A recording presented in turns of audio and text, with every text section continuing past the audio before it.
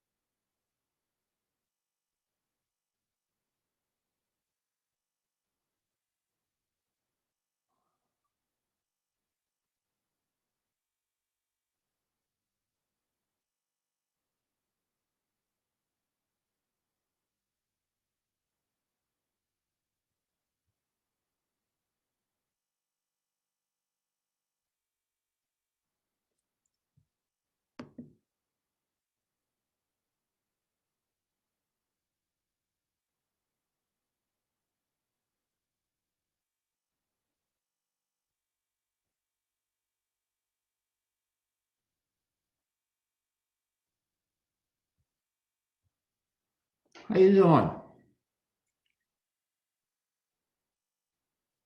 Okay, and you? Hi, Irv. I'm good. Hey, Irv. Good morning, all. Yeah, I'm working on trying to post a file here. And so far, that's not working nearly as well as I thought it would.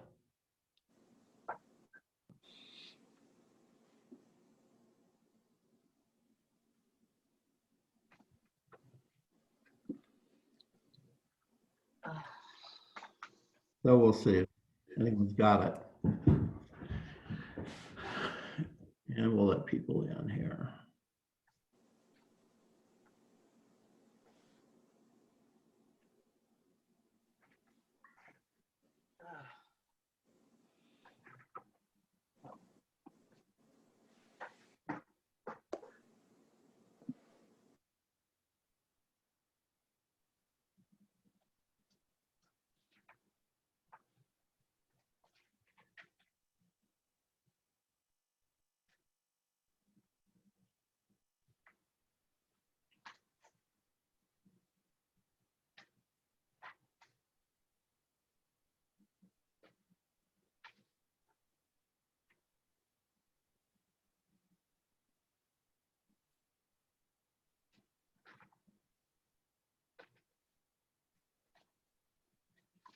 Okay, good.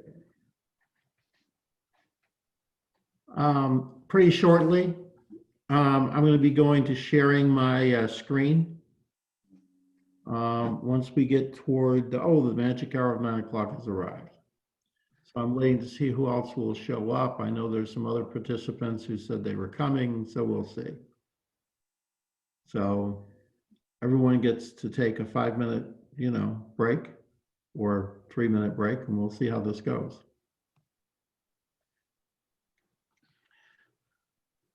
Okay.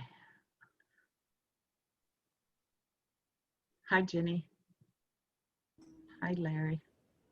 Jenny, Teresa. And Michael, I haven't officially met you, so a pleasure to see you.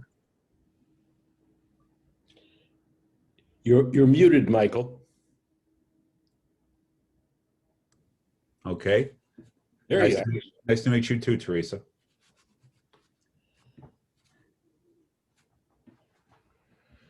And just as a reminder, this is being recorded because we plan to use this and post this on the website.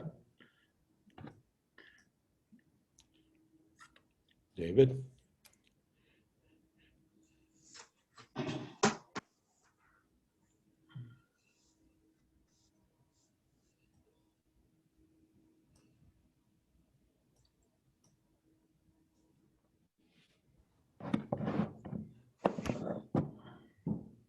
Good morning, David. You're on mute. How's that? Now you're invisible, but we can hear you. I know. I don't know why that is.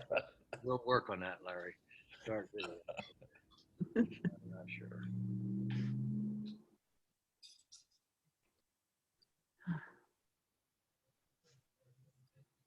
There you are, There you go. seen and heard. Good morning. Hey, Trace. Hey, Dave. Hey, Priscilla. Priscilla. Hi, Doug. Hi, morning. Morning. Morning, all.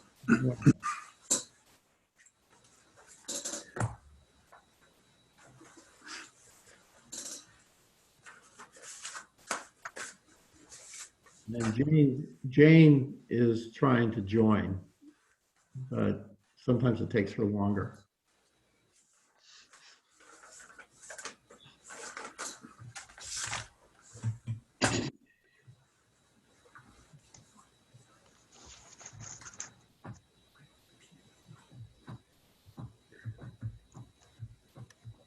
Let's see. Hey, John.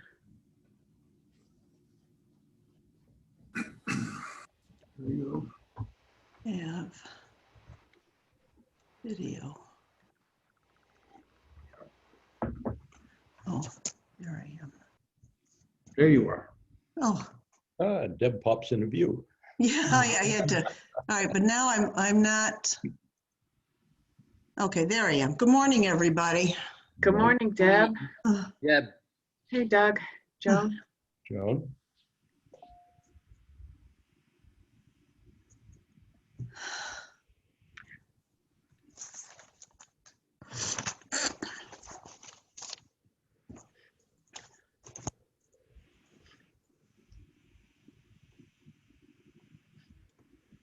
I'm just waiting for folks to appear. It's like every other workshop I've ever done. Some people are on time, others are trickling in, and this is, part of the trickle in time. So, Struggling with the technology. Yeah. and we're all going to struggle with that together. That's the good news. I often joke that Zoom is the inverse of the Waltons as everybody arrives. Yeah, Yeah, well, it is, isn't it? Brady I Bunch. thought about it that way. That's a good Yeah. good thought.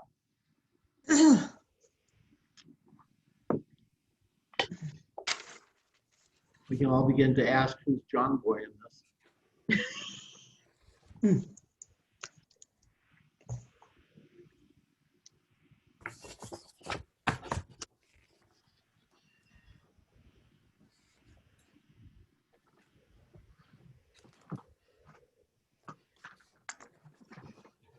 Andy, today you're Jillian.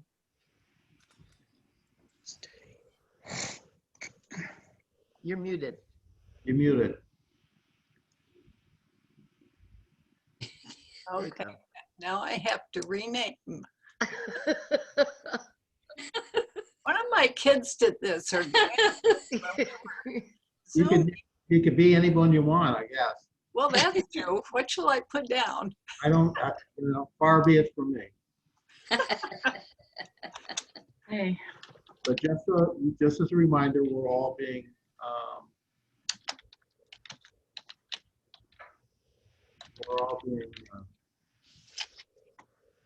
recorded. So just so you know, this will all be part of posterity in some fashion. Normally at workshops we'd have coffee and donuts and tea and juice. I hope wherever you are, you Have coffee. Yep. Am I just a big black screen? Right now you are. Jenny, Jenny, And we love you even as a big black screen. Okay, well, I'm gonna restart my computer because I'm pretty sure that's what the problem is. Okay. See y'all. Hi, Diane. Hey, Jenny. Hey, Jane. Diane. Hi, Jane. Hey, Jane. Jane, you got In? here. Jane, you're on mute.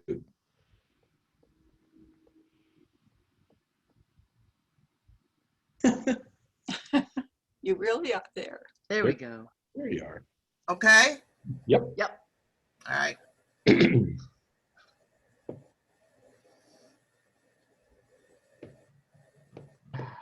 The sun in. Oh. too early. I agree. I agree too. We're awfully quiet. That's unlike us. You know, if you get up at 5:30, this is pretty, you know. Yeah, I was thinking the same. It's pretty late. Diane, you're on mute. Jane, I'm glad to see you got through. Diane, you're muted. And Doug. And I can read your lips. Ron is muted. Yep. Bruce Osborne is I'm muted. here. Thank you. Joan's muted. I have my English muffin here, so I hope you don't mind. It's perfectly appropriate. Yep. Okay. it'll be fine. Maybe not. At a regular, well, at a regular workshop, you'd be, you know, eating muffins too, so. Well, Okay, I'm going to go ahead and start. If we get more folks in, we'll bring them in. And we're going to do this with screen share, so we're going to kind of move into what we're doing here.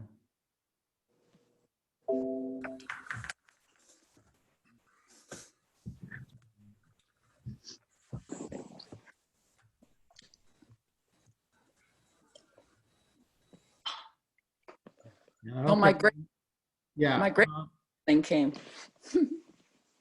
Oh, good. Yeah.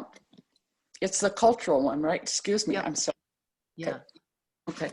Okay, friends, I'm going to ask that you might want to mute yourself at the moment, as we're going to kind of get started moving through here. And I can't see you because I've got my I'm screen sharing. But good morning and welcome. This is the first of 3 healthy congregation workshops we'll be doing. The next 2 will be February 20th and March 20th. A couple of announcements, just so everyone's aware of it. I've said this, but the workshop is going to be recorded because we're going to post this on the congregation's website. So anyone who wasn't able to attend can at least look at the recording, see what was discussed. And what that really does is allows everyone to then join the conversation in the other 2 workshops, because this is an overview workshop.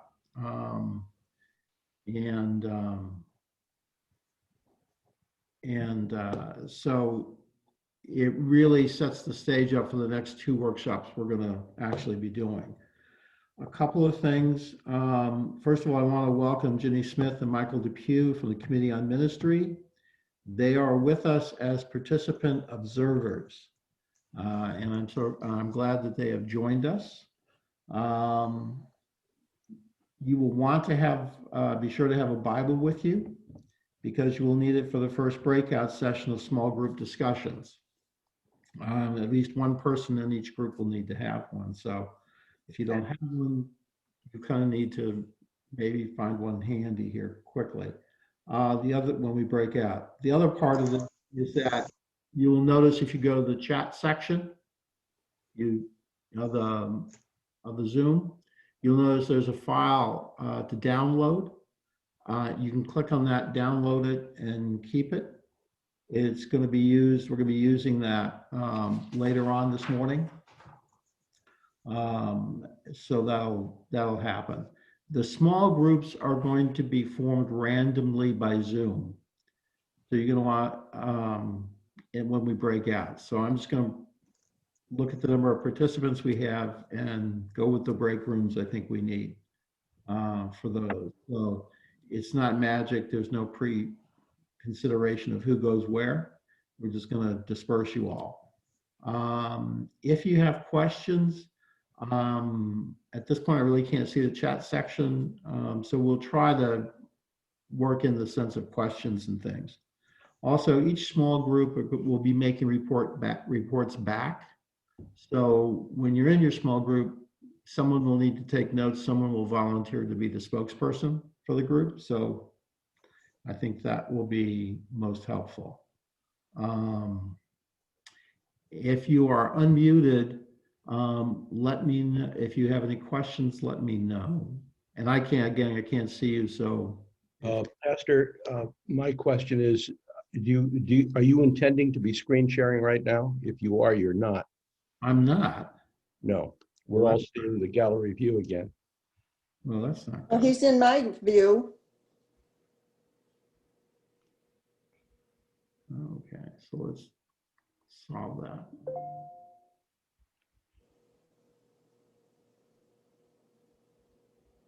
Pastor, where's the download? Do you have that? No, where is it? It's in the chat Oops. section. It's I in I the- don't just see a, lost I don't see a whole- file in the chat section. No, download in the chat section. It just says file. It'll say file, not download. It'll say file. Oh, It should have a name on it. It should say Congregational Studies. it doesn't. Okay, growing healthy leaders for healthy congregations, is that it? Yep, no, No? Pastor Carson, mine has download, but when I hit the download button, there it wanted to save to my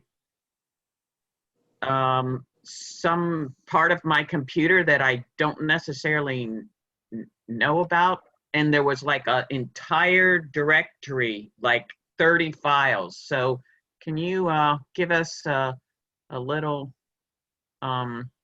indication of how big a file this is and what kind it is Yeah, before it's we Word- corrupt our computers?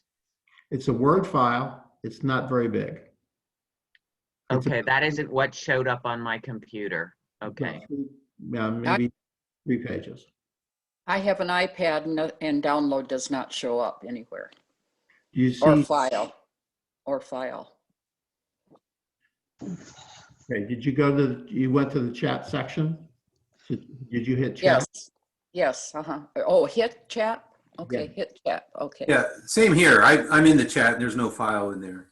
I can upload a file, but I don't see one to download. There's no file in my Let chat me either. stop this and here's the technology issues we all know.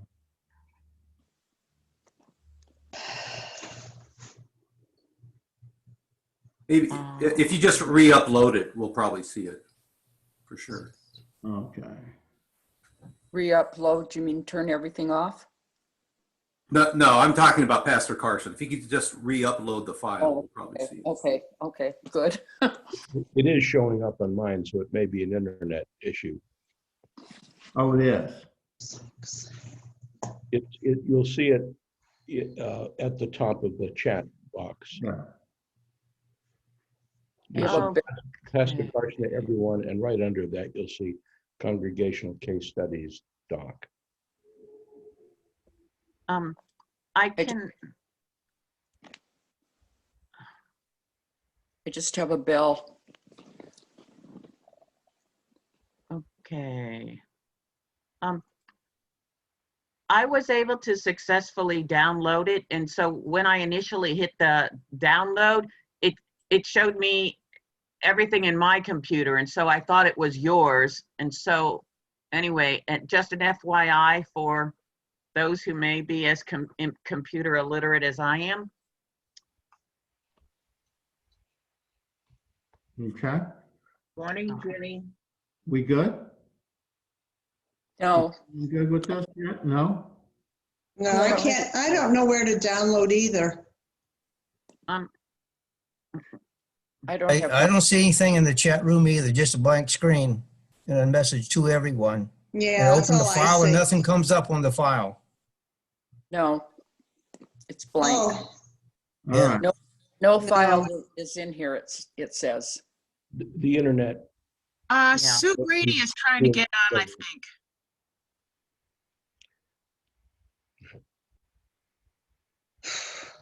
She says that she's trying to get in and she can't get on.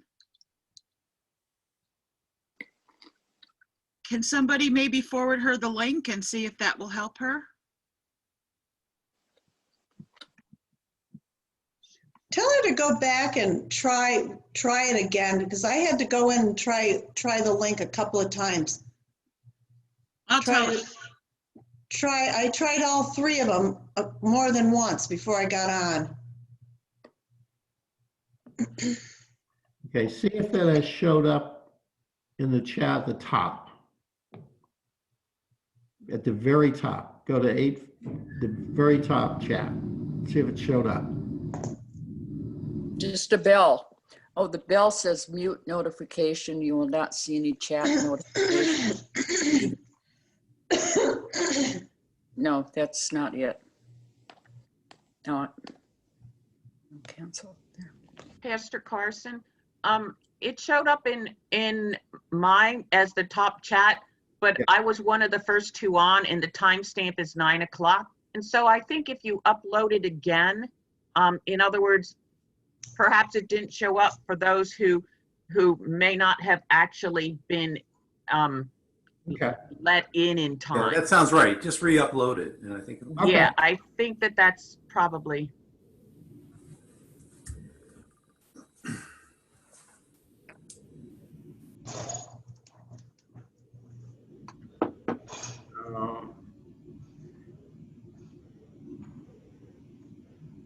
Yeah, that's not, that path is being cleared out.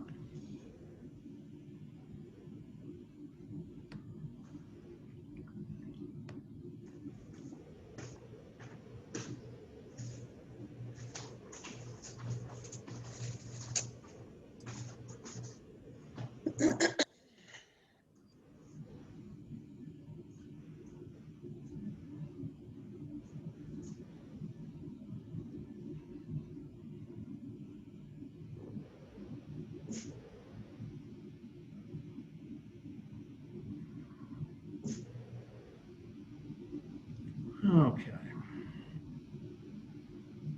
I have lost almost, I'm just going to get out of this whole thing and start over because I've lost all of you. Really? Yeah, I'm just going to shut down and start again. I don't know what I did wrong. Couldn't find the file, but I've got this teeny little picture of Diane and that's it. Which is fine. It's so something I can hear everybody else. I just don't know where you went. Maybe tap on the plus. I don't see a Oh, plus. I just saw download. Download just came. Yes. Popped up. Yeah, and so I have three instances of the upload, Pastor Carson. I'm trying to help you. Yeah, I see it now. Okay, you see Okay. it? Yep. Thank you. Yep. Should be visible to everyone. If one can see it, everyone should be able to find it. I have two. I have two different downloads. Yeah, they're the same. Congregational Yeah, they're gonna be the same. case Congregational case studies, is that Yeah. right? Just Yeah, need one copy of it. Nothing's changed in mine. What did you all do? Nothing. Anything. If you stare long enough, Diane, it pops up. Oh, really? Yeah, that's the trick. Okay. Patience. And pray while you stare. Yeah, yeah. Like watching paint dry. Yeah. Yeah, so it's uploaded, it's there, so you should be, I don't have it. well, you won't need it until the end, and if one person, I saw Sue. if one comes up, it should come up for, if just one person in each group has it, I think we're fine. Good. So let's not, we'll Now, be- is it safe to close it down now? what, the chat? Yeah, Well- if you want to, yeah. Well, it's right in the front of the screen. Deb, so like if you squish the box, grab a hold of the side and push the box and make it smaller, and then you make the box that the Word document is in smaller, you can put them side by side on your screen. But I should wait until I get that download message or something on that chat screen, right? It'll say congregational case study. It'll show a Word file. Nothing's It's not- coming. Okay, It's well, not squishy. it's okay. It's a little arrow that if you click on the very side edge, it'll allow you to squish it. Yeah, I squished it. I squished it from, I was able to squish it a little bit, Okay. but not a lot, and I can't drag it either. Old people in Is this Zoom. what we expect our teachers and students to do on a regular basis? Oh my God. Carson, you should have just run like a technical workshop. Well, what would happen if I closed it down and then brought it back up? Would those downloads still be there? Sure. Yeah. Sure. Okay, well, why don't I just close it down? There you go. That's All fine. right, it's gone. Yeah, nothing It bad. reminds me of that commercial about the guy who's going to teach them how to open the PDF file, and everybody turns their head down and starts to walk away. Well, Do there you are. Yay. Oh, that commercial, yeah. That commercial, yeah. And I don't want to do that. Okay. I- So, Should I just leave my screen on until it comes on? It still isn't there. sure. But Diane, if someone in the small group you're in has it, they can. Oh, that's right. All right, I'll just close it. Not critical here, so long as Right. there's enough people who have it and. oh, never mind. How long will this last without a cord? Probably 2 hours. About 2 hours? Okay, Depending Right. on your computer and. okay. allow- Oh, never mind. I'll just go in and plug it in. I'll just carry it in and plug it in. Okay. Okay. Thank you. So let's go back. Have we solved all the technical issues so far? Maybe.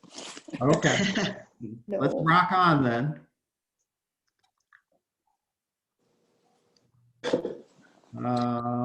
Yeah. Did we have something on our screen right now? Besides, Well, in a minute, you're gonna have this, okay. okay? Okay. So this is kind of where we're heading. We worked through the announcements and that, so let's go with prayer. Maybe we need some time for prayer here. That would be helpful. I think Let's try that. Let's pray. O God of life and wisdom, you are one who comes, goes, is revealed, true to us in difficult times, seems to be hidden.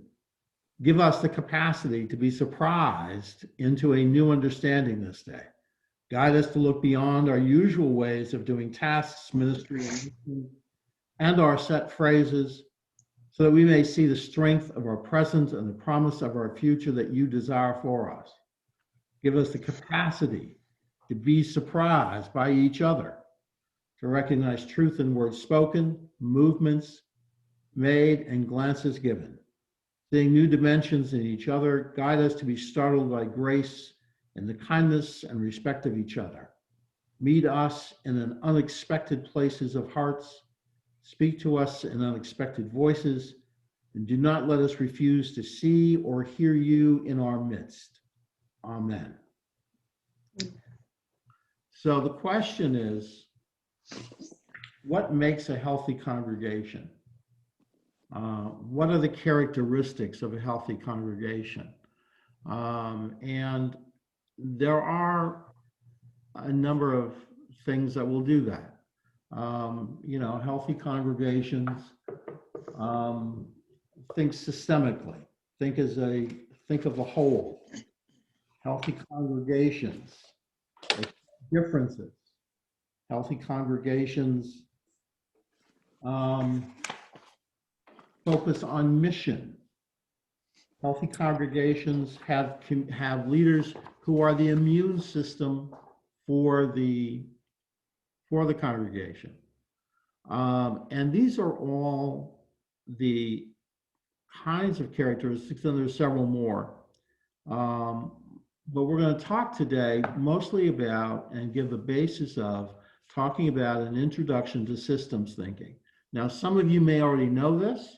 You may have already heard this. You may have already have some background in this. And if you do, wonderful. This is an opportunity just to brush up on what you know, or at least what we always tend to think we know until we go back and actually read the book.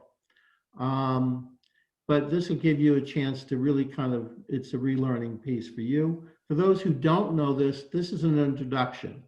And this is important because, in all honesty, moving into managing conflict, this needs to be the way we think about it. Because conflict is never about one thing, and it's never necessarily about the content of the thing we're talking about.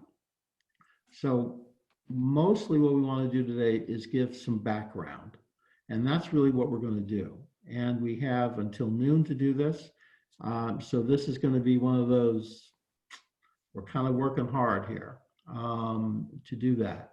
And so as you kind of move through this, take breaks as you need to, and we'll be in small groups and things like that. So that really is kind of how we're going to move through this.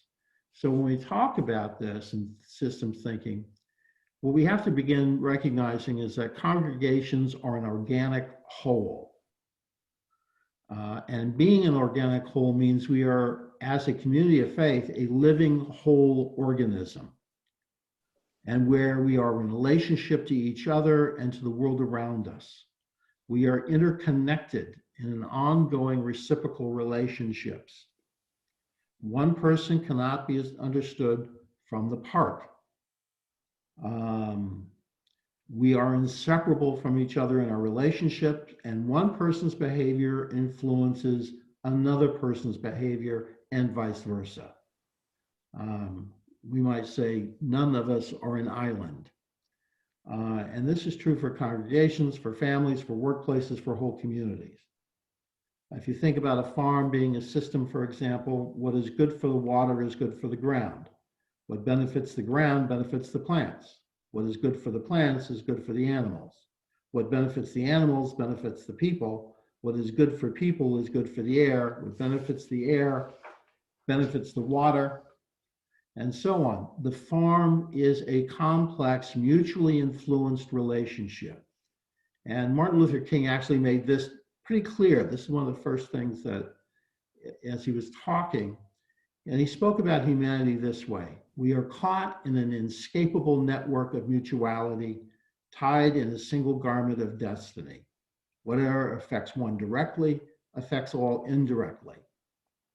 And I would also say, I cannot be fully who I am to be unless you are fully who you are to be.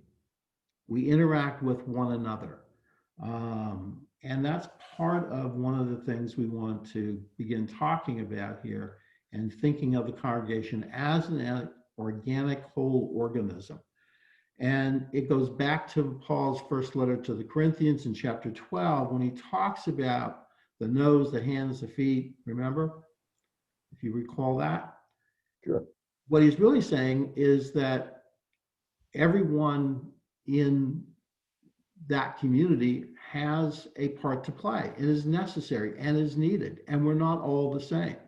And he was holding up that that's okay, and that's a good thing. That should be celebrated. But he also said the body can't be whole if we're missing parts. And so that's the other part of this. And so begin to think about this that way. And so we do think about that, as you can see here on the screen. All living organisms exist in relationship with other organisms. In sustainability and sustainable agriculture, they will tell you and say to you that that ecodiversity is really important, and that the healthiest way to do sustainable agriculture is to be in a diverse ecosystem.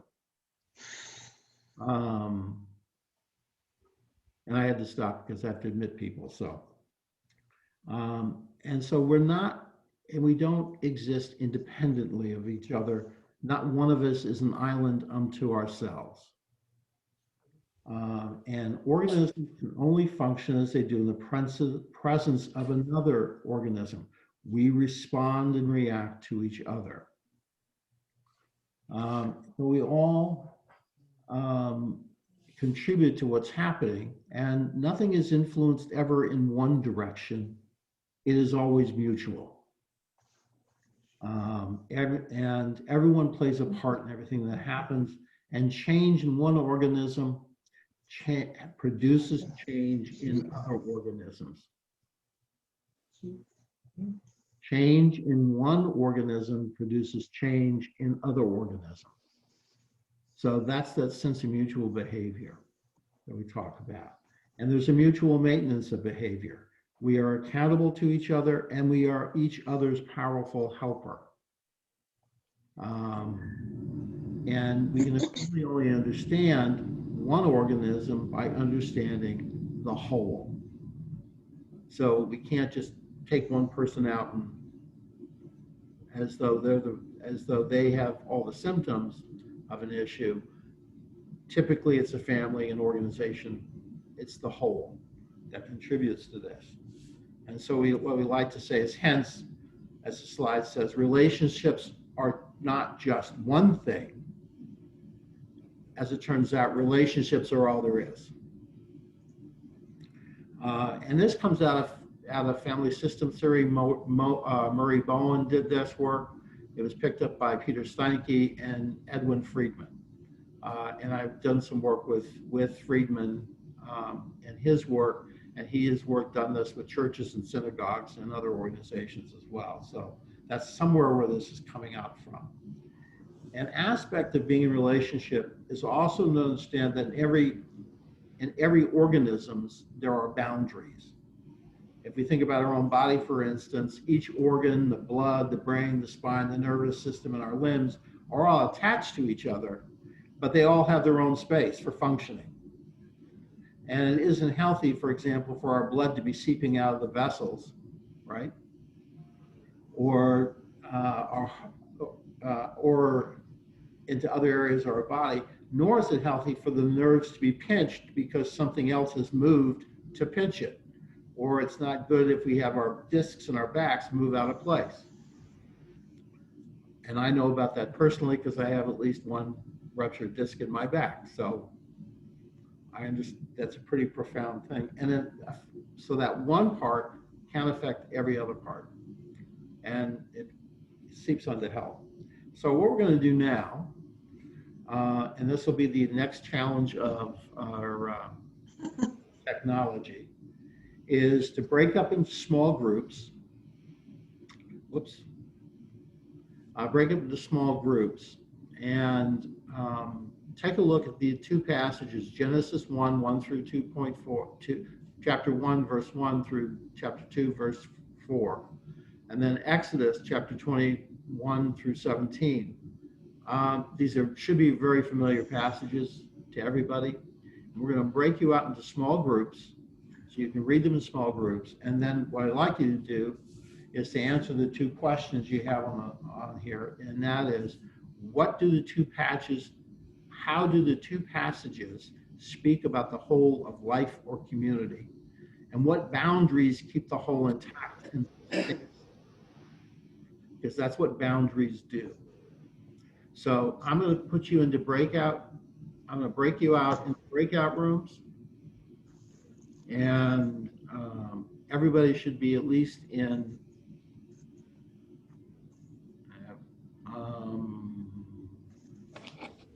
okay, we have 20 participants.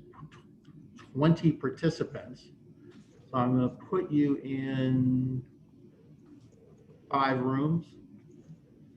We're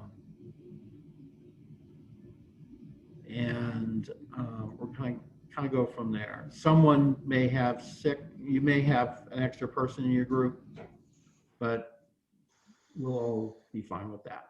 Okay? We good? Any questions so far? Hearing none, we'll do the magic of breakout rooms.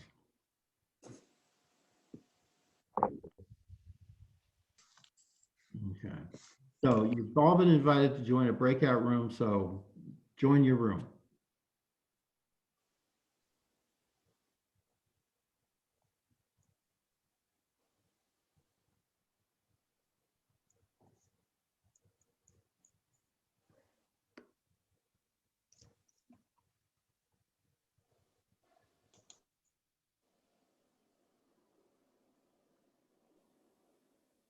Okay. Does everybody got the message to join the breakout room?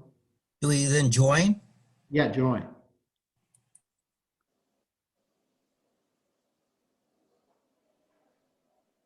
Everyone should be joining a breakout room.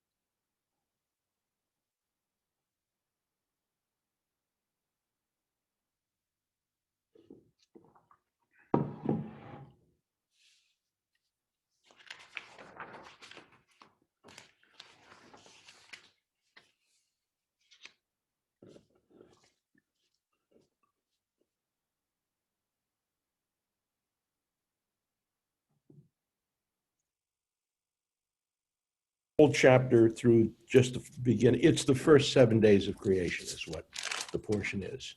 It's familiar. It's up to you. How much time do we have, Pastor Carson? You've got about 20 minutes. Okay. We expected one more person, so we're a little Oh. behind. We socialized a little. Ah. Well, that's okay. Yeah. Also, I didn't write the questions down, and I don't see them on the board. So, or is there? Yeah, it's how do these passages speak about the whole of the life or whole of the community, whole of life or whole of community? How does it speak about the entirety of the community? Yeah. Okay. The other one is what boundaries keep the whole community or life intact and sustainable?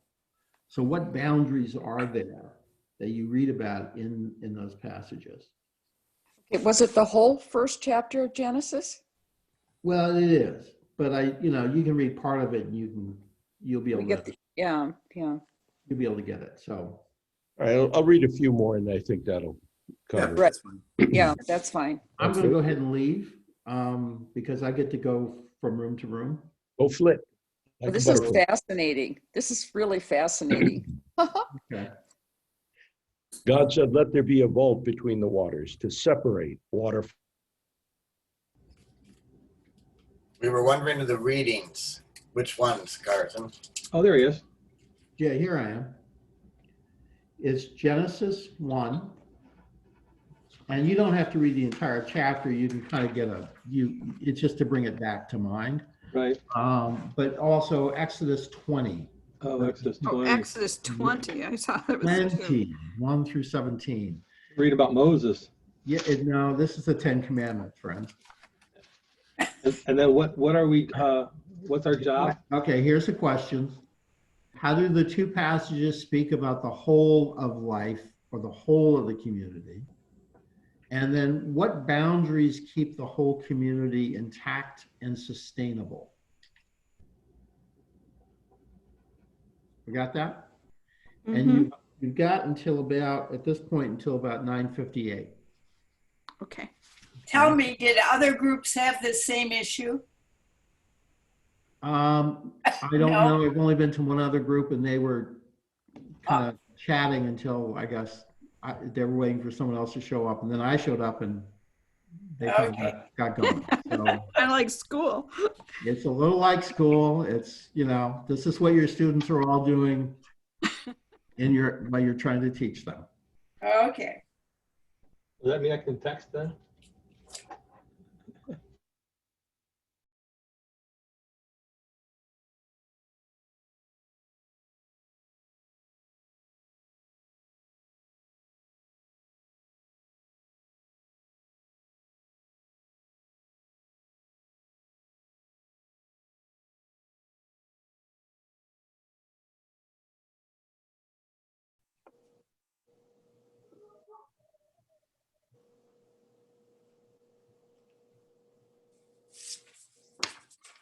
And 1 through 17.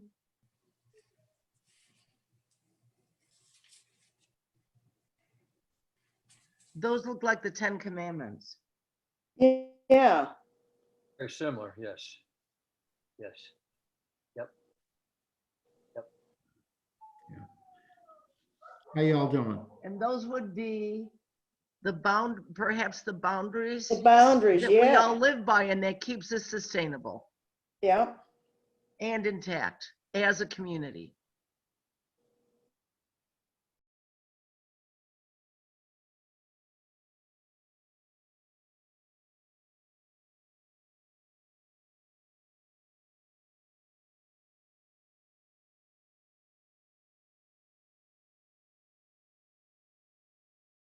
Animals, it seems to me that one of the things that he's really talking about is that we do need to be masters of it. And when things become unbalanced, as they have in our earth, that it is our duty as Christians to do what we can to try to help rebalance it. That makes any sense? I think, which is kind of why we have that one mission in our church at this point, from our vision and mission study, is that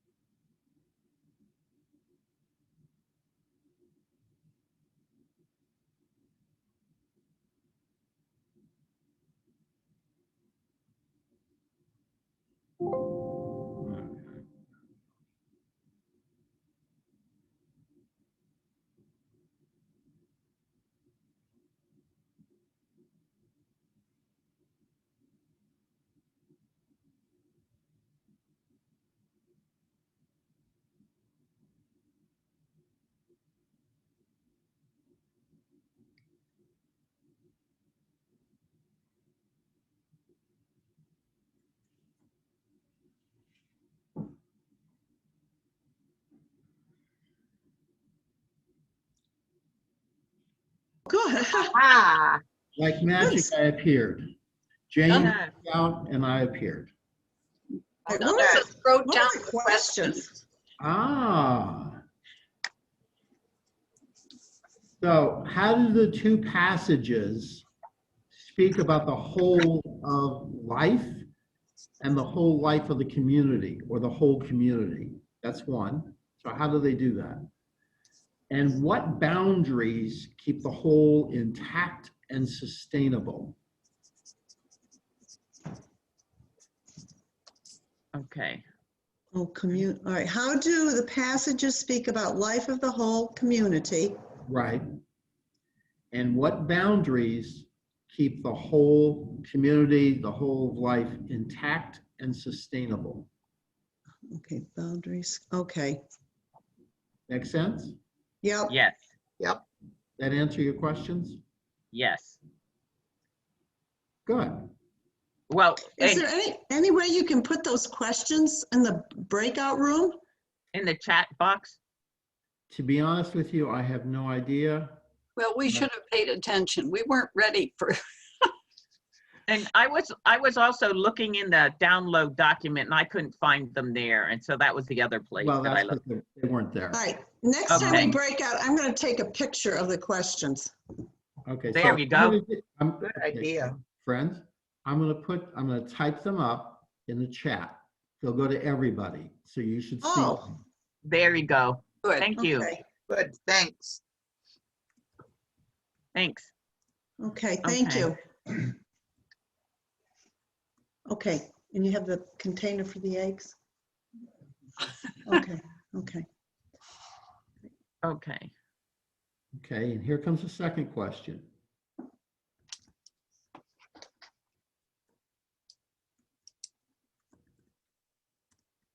hoping my, What boundaries of the community?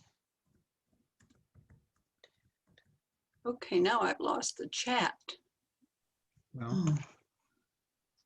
The chat, where's the chat? Look at the Yeah, I bottom of lost your the screen. chat. Oh, Look at the bottom of your screen. There should yep. be a button called Okay, I chat. got it, but there's nothing. You wrote that in it?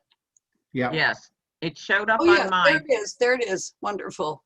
Where, I don't have it now. So long as two of you have it, I think it's sufficient. Now, yeah, Okay. now they're in the chat. If you hit chat, they're there. Very good. Thank you. Yeah. Is that Thank you, good? Pastor Carson. Thank you. Anything else? Not yet, but you never know. That's right. You got about 6-7 minutes. Okay. Okay, Okay. Okay. all right. We did Thank read. you. We just didn't. Right. No, that's fine. You're good. Okay.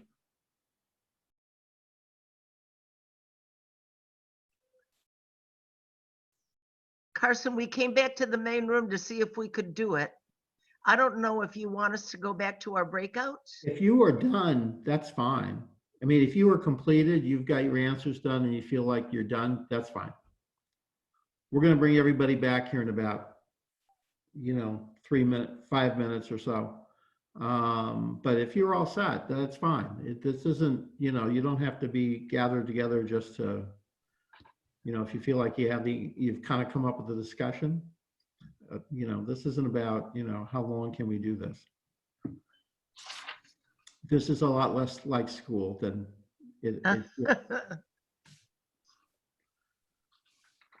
usually about this time, either of my grandsons, one who's 5 or one who's 8, would be off looking for video games to play, or they'd be looking at YouTube videos. So, I understand this is a tough medium to operate within, so. Well, and one thing I still wasn't able to, I ended up having to turn my computer all the way off and on again, and I still can't see the file to download. So I don't want to lose this again, so I'm not going to try right now. No, and really at this point, if you have one person in your group, in the breakout room group that can read it, the case study, then I think that's enough. Okay. I think that'll work.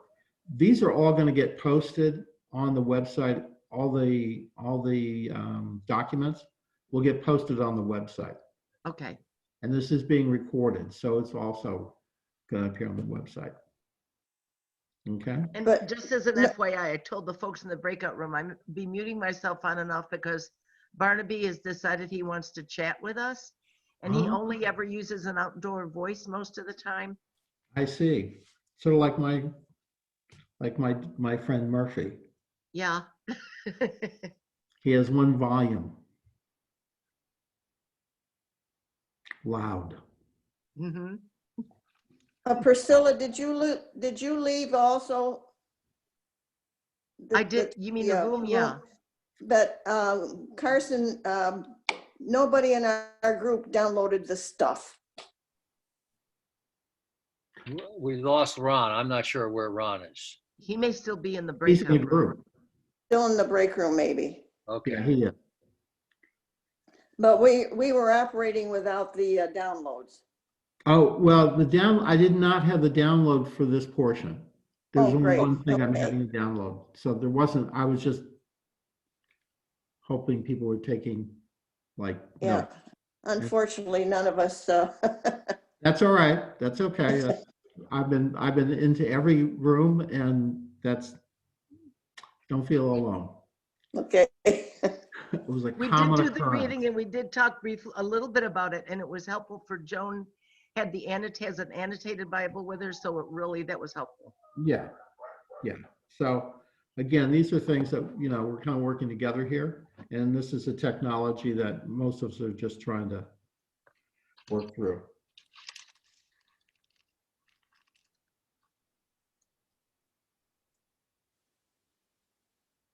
Okay, everybody.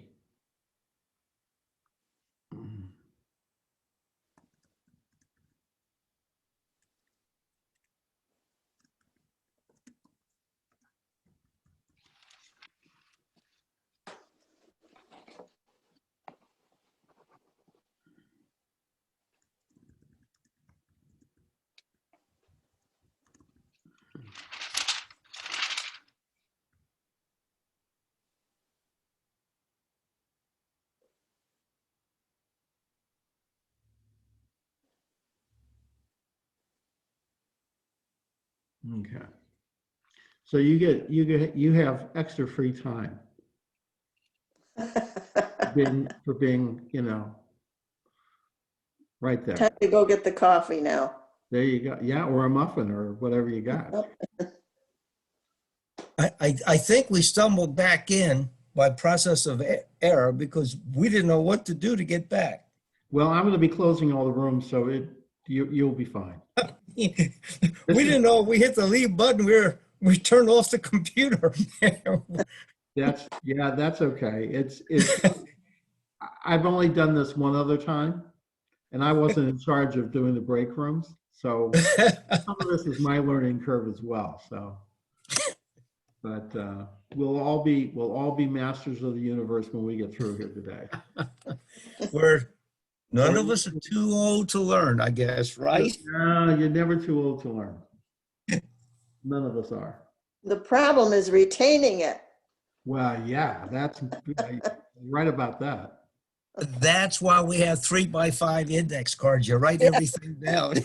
That's right.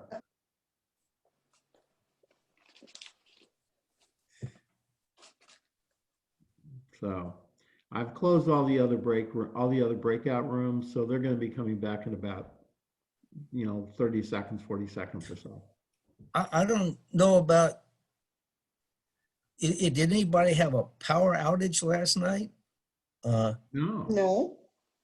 Well, my wife, I went to bed. My wife was watching something on TV or Netflix, and the power went off. And I got up this morning, and I didn't even have an email account. I could not get on my cell phone with an email.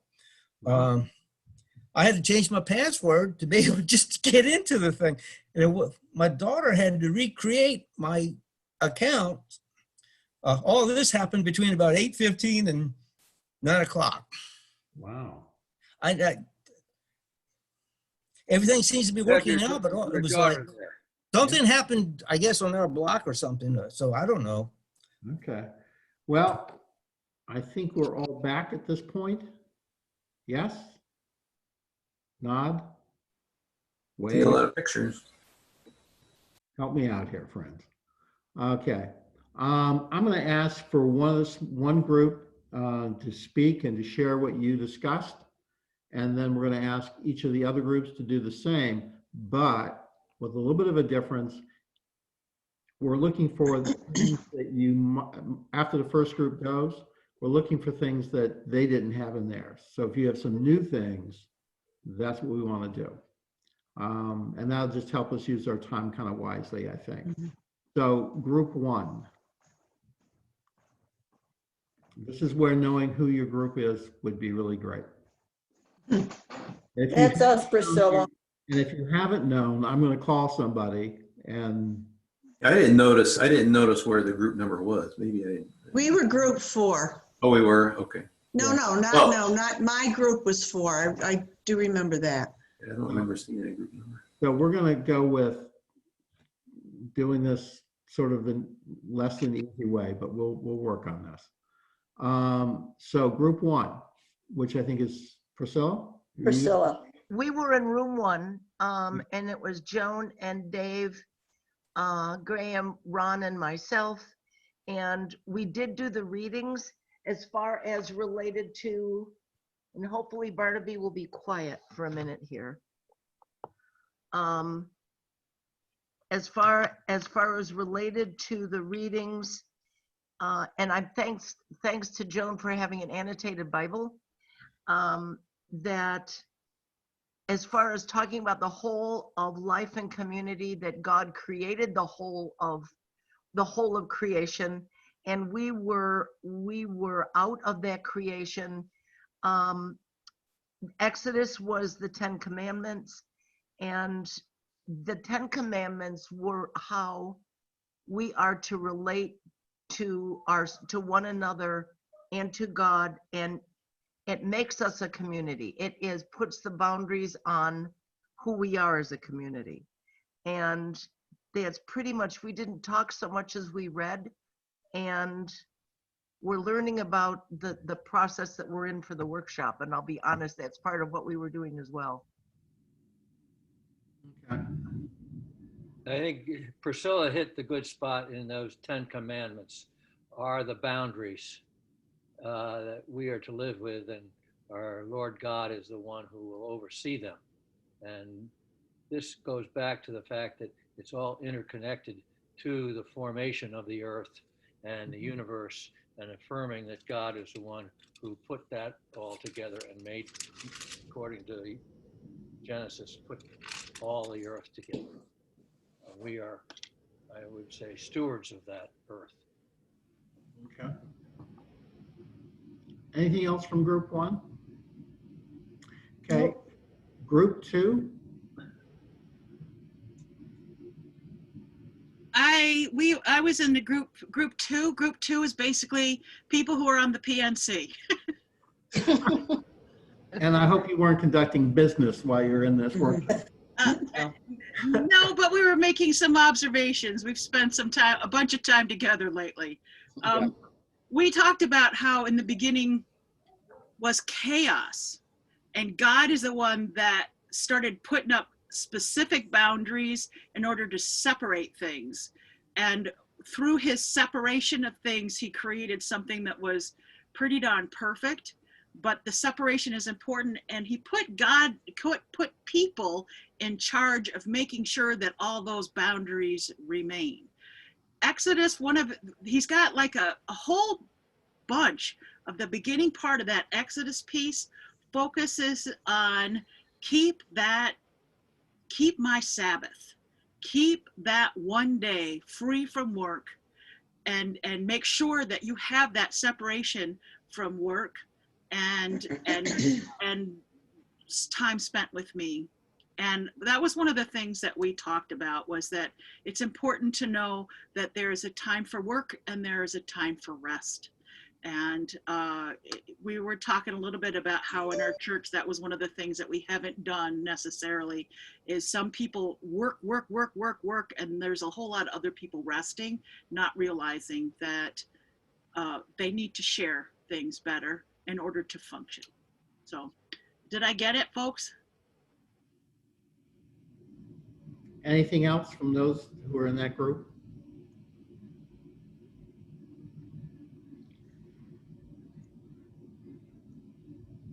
Hearing none, we'll move on to group three.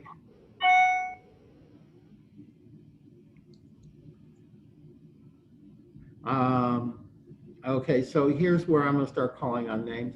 So, Irv, who was in your group? Pastor Carson, I have a little note here. I can't see everybody, and it says host is disabled to participants screen sharing. So maybe if you could get that back. Well, I don't have. I wasn't, this is Irv, Pastor. I wasn't in group three. I was in group two. Yeah, it was Ginny two. Smith, Mike Depew, and Irv and I. Okay. So who was in group? Okay, well, I know Sue and Brian and Bruce and Judy were in a group together. So someone from that group want to speak?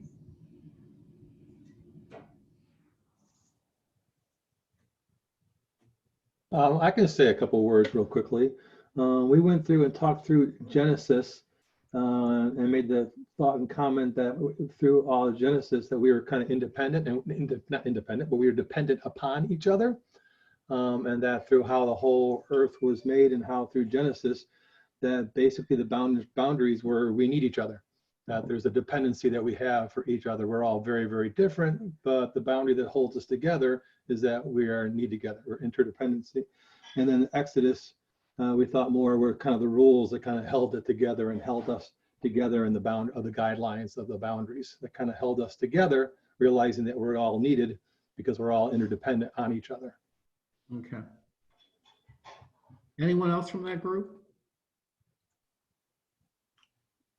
Well, I think really spoke to the relationships, and the one thing that came to my mind was the interrelationship, and when we don't all work together, you know, how it affects one thing affects those of the others. And I think we see that happening now, where we're not following the same set of boundaries.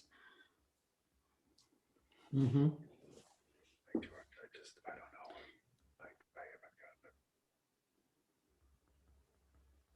Okay. Is it, and I'm going to guess that's it from that group. And Larry, Doug, are you were you in the same group? Yeah, we were. Okay, we're going to take your group next. Okay. I think a lot of the themes that have already been discussed have already been said. Although I do want to say that Larry pointed out, you know, the creation story, it supplies boundaries, but it also still includes dichotomies, right? You've got light and darkness, you've got land and sea. So the order still includes these very disparate entities within the world. And then the other point that I don't think was discussed as part of the 10 Commandments, the first 4 commandments relate to God's authority as the one who has brought, you know, order to our world and our universe, and that we need to respect that. I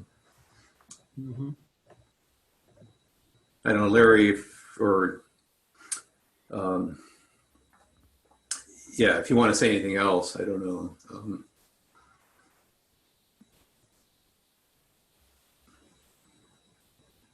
Larry, you muted. Well, I think we related in that Yeah, group. Diane, yeah, anything else?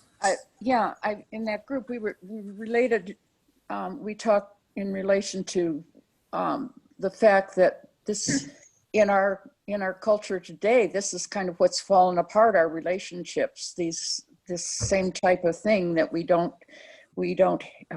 have these limits. We're not depending on each other. We have this chaos that we've settled into chaos. We brought in we related this to what's going on in our culture today. And we also said within our church, it's these relationships that we need to, Larry specifically relayed to the fact that we need to be ourselves. We are who we are within the group in this relationship, and we need to respect and include and understand, not understand. Well, yes, you have to understand in order to look for commonalities among ourselves, even though we are quite different. Yeah. Okay. And the last group, Deb or Teresa? Sure. Anything more that's different than what we've heard? Yes, our group was Jane, Deb McClear, and Sandy Hadley, so Jane Tifar. And so one of the things that, relative to the interdependence with respect to the whole Genesis story, was that, and sustainability, was that each thing is food for other parts of the system. And so that was something that relates to the 2 questions. And the other thing that came up was the issue of boundaries. And the thing that, when a person or something gets out of the boundaries that it was created in, then it potentially dies. The expression fish out of water comes to mind. And so one can look at that with respect to the human condition too, in that if any one of us end up very much alone, then we suffer as well in terms of, it's a different, it can be a different kind of death, but it's still this being in community and within boundaries offers sustainability. And so those were the only 2 things that were slightly different than what's already been said. Well, and the next question, of course, is how do congregations, communities of faith establish boundaries? And so I'm going to talk only about Presbyterian churches, since that's who we are. we could talk about it, a lot of other things, but we're going to focus on us. And the thing is that we actually create boundaries. And we do that in the PCUSA through two documents, actually through one document in two parts. The first, and that document is our Constitution. And the two parts are the Book of Order, as well as the Book of Confessions. Both of these are boundary setting documents. If you read all the confessions, they're talking about the boundaries of what we believe, what we think, what we understand at different parts in history. And that's as true for the Apostles' Creed written in the 2nd century as it is for the Brief Statement of Faith written in the 20th century. And so those are the things that we are reminded that we do have boundaries. And as we begin talking about this, part of what I want to make sure that we do is then talk about a document that I've used and created for a number of times if I can get to it. And that is not this. Let me go to the first one. And that is this document, which is called Who is Responsible for What? And I did this a while ago.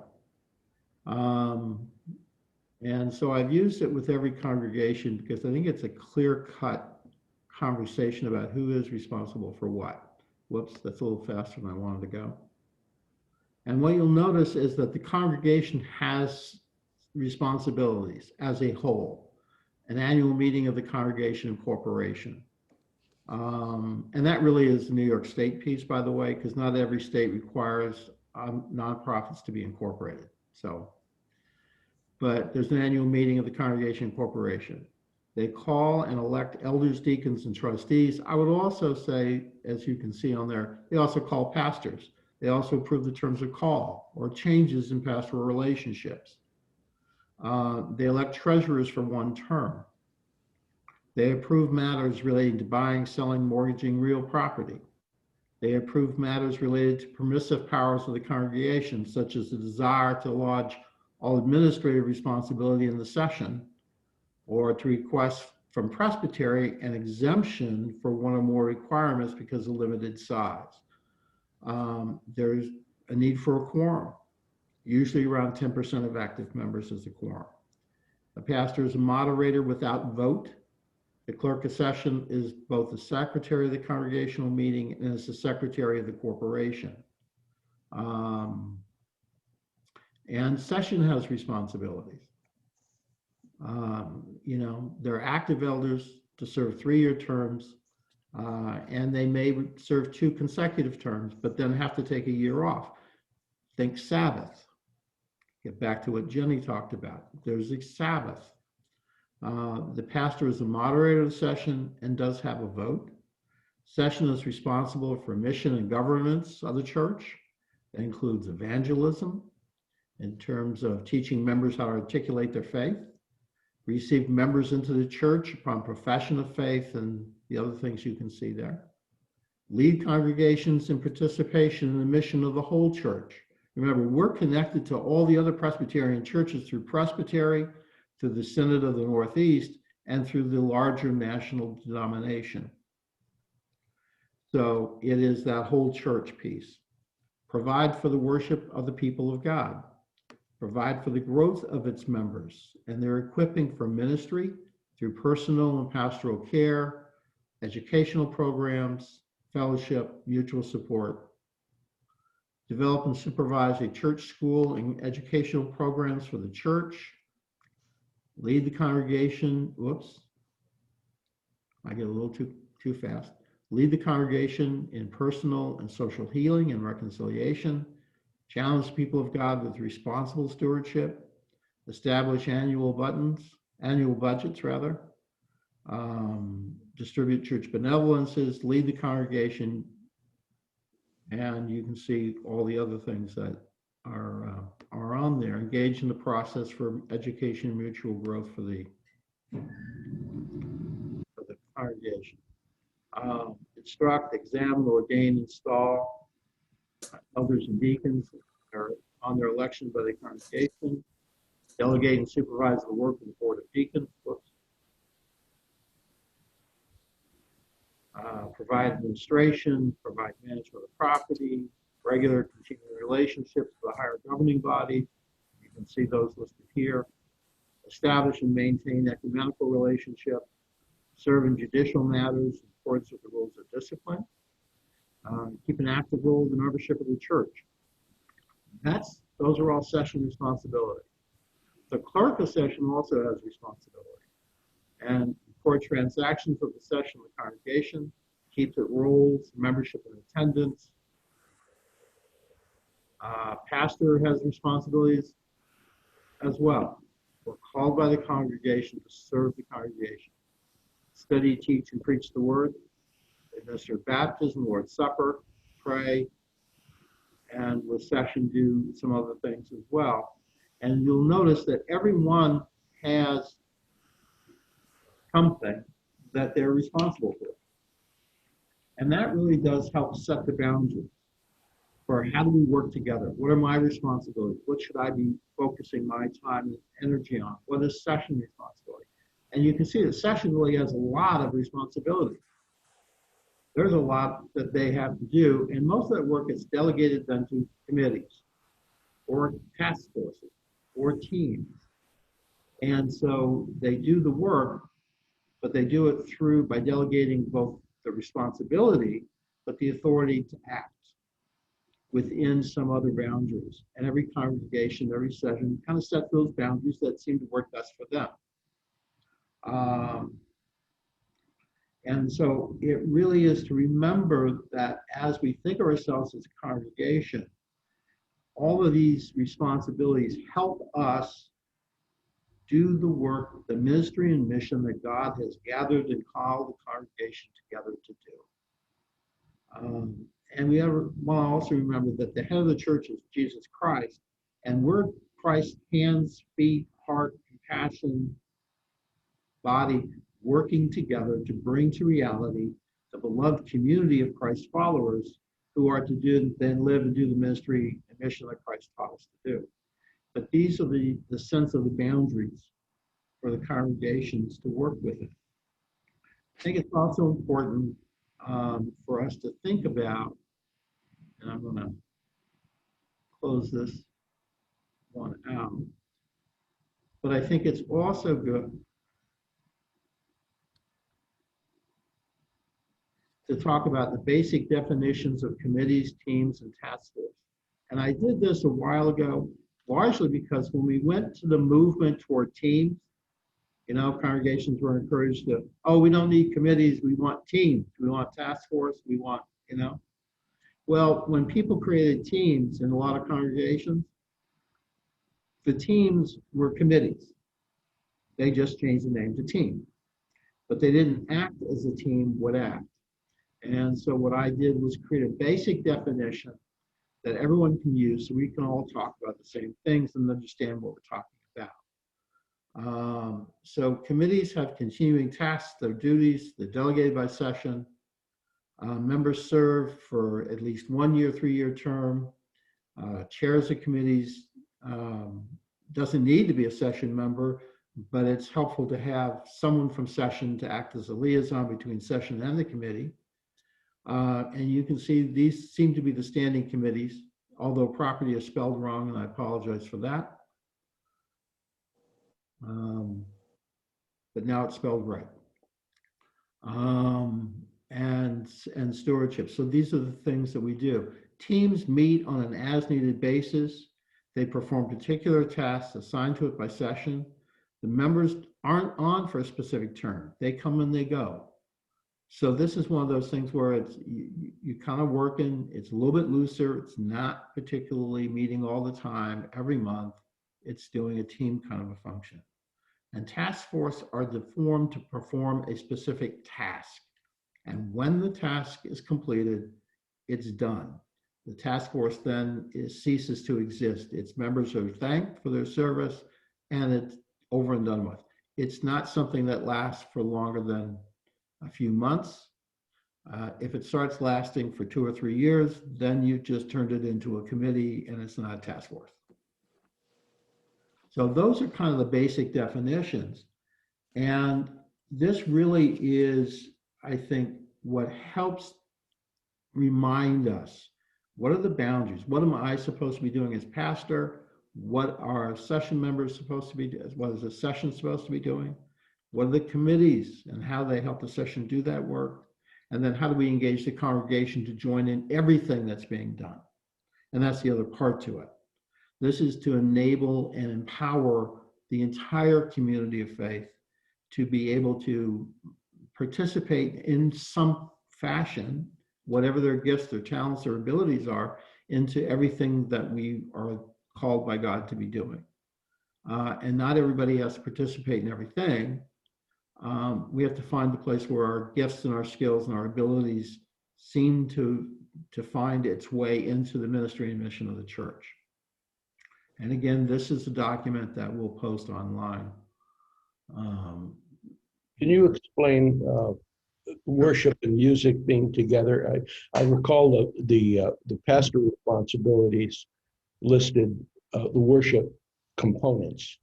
I'm not clear on pastor versus this committee. Well, here's where you get into collegial work. Pastors they have the authority to choose hymns. But if you're like me and not a musician, that could be dangerous, because I could choose hymns that really are terrible musically, are hard to sing, are difficult to sing. And so part of it is also, how do we work together with others to say, these are hymns I'm choosing. It's, for example, in Advent, I chose some hymns. Bruce had some suggestions. He said, I see the hymns you've chosen. Here are some suggestions. Now, in all honesty, I asked Sue and Brian and Bruce to please give me some suggestions.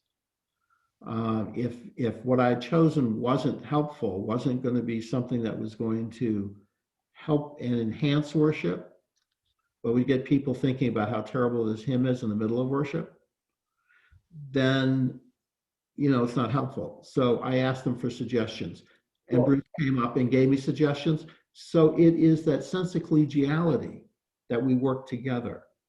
My question is, though, I understand that you asked the music committee for suggestions, but you asked the music committee. It's why is the word worship in there? Isn't that the pastor's responsibility, which you can delegate or ask for suggestions for? Yeah, but it is. There's an ambiguity there that I don't understand. Yeah, well, and that's because session provides the space, and the committee provides the space and the liturgical elements, the baptismal font, the table, the bread and the juice. They provide all the elements. The pastor's responsibility is that I provide the service, the outline of worship, the liturgy for worship, the prayer, the prayers, the scripture text, the sermon, and then work with others, hopefully, if one is smart, one does that, to work with others for their suggestions in terms of music, but also sometimes in what other things could we be doing in worship that might enliven worship and might bring it, might be more empowering, more enhancing of the experience of worship. So that every week we tell a story, and how do we do that best? And how do we incorporate all those elements? So the responsibilities are, for me, it's to provide the liturgy and somewhat the music, and cooperate in working with others collaboratively. But then session and the session does for the congregation provides all the elements, the space, and the other pieces and parts of worship. And that's kind of how it kind of works and flows. Does that make sense? With another, if I might, Carson, this is Jenny Smith. Yeah, Jenny. Another boundary setting document, as you said earlier, is a book of order. And so you've got the directory for worship,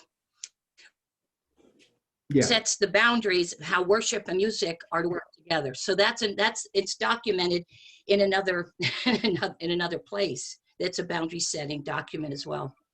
Yeah, the entirety of the Book of Order is a boundary setting, and I focused on responsibilities. Yeah. Because I don't want to rewrite the Book of Order. No, But and I agree with you. I'm just talking to Larry. no, I got that, Jenny. Yeah. Yeah. If you want to look at the Book of Order, by the way, you can all have a copy of your own.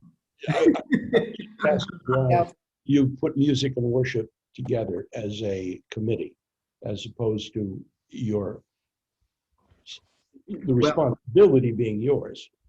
Yeah. Worship and music is my committee, is the one that I chair, and really a lot of time. Well, what's happening right now with Reverend Carson is that he'll bring like a whole bunch of services that he's planned, and then the worship and music committee, we figure out how we're going to embellish them as best we can to try to make them more meaningful for the congregation. So that could include how the church is decorated.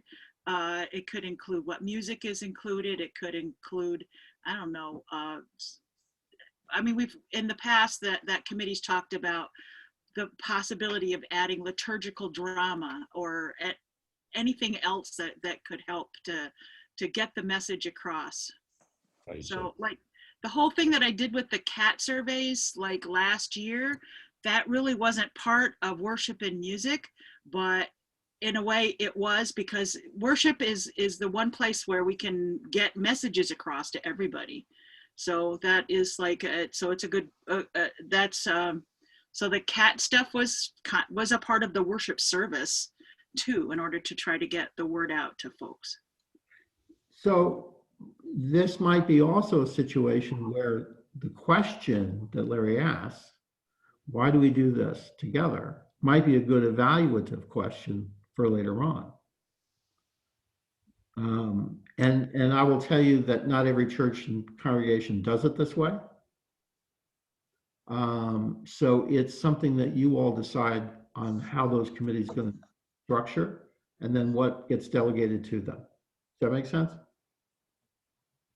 So it is always, and that's one of the other parts of this, is to evaluate, okay, so how is this working?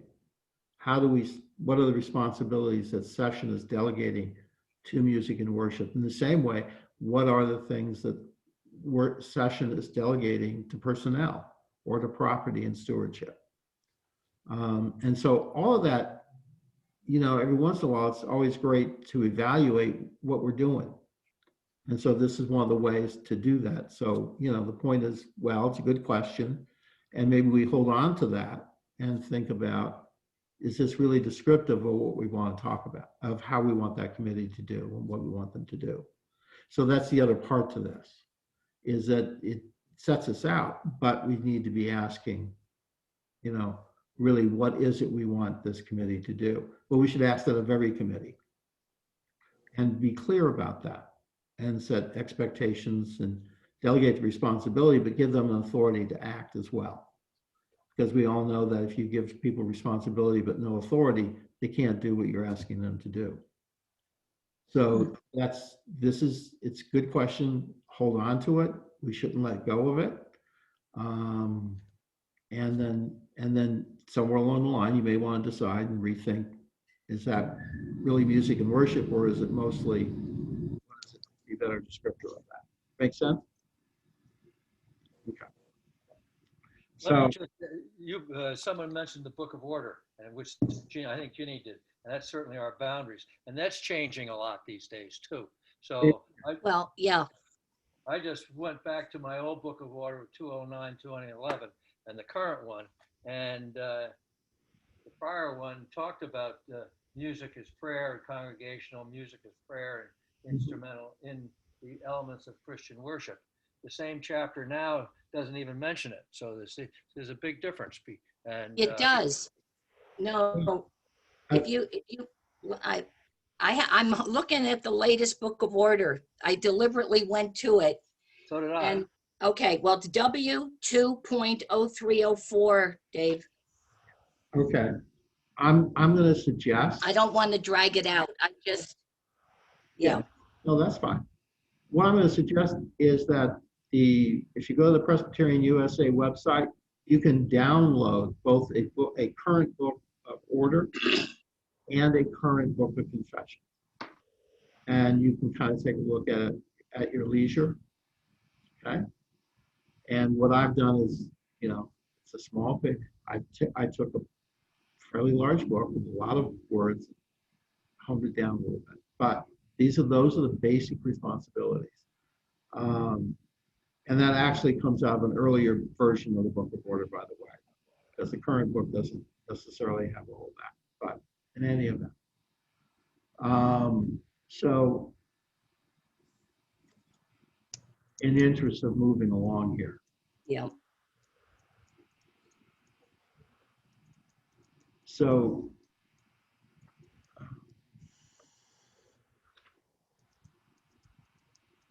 okay. And we're back.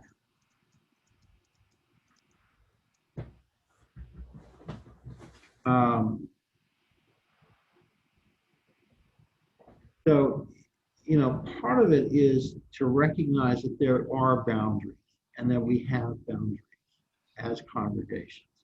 Everyone has responsibilities, and we need to be aware of them and need to know that on occasion they will change and move. But it's always in working together that we do that. And that's one of the pieces I think that's important to do this. So the question I want to really talk about next is, so what disrupts congregation boundaries? And how do we drift away from a pretty clear set of responsibilities that form the boundaries we have? And part of this is, again, going back to the share screen, and I've lost one of the things I want to share, so I've got to go back.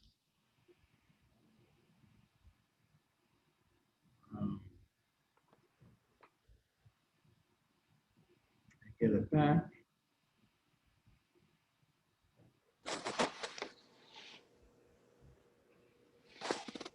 There it is. One.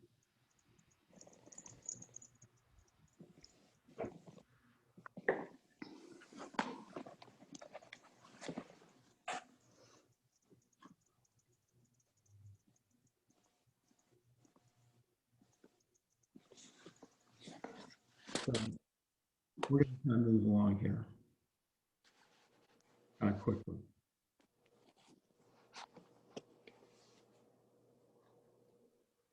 So what disrupts or destroys congregational boundaries? Well, there are two forces. Human beings, as we all know, are physical and emotional beings.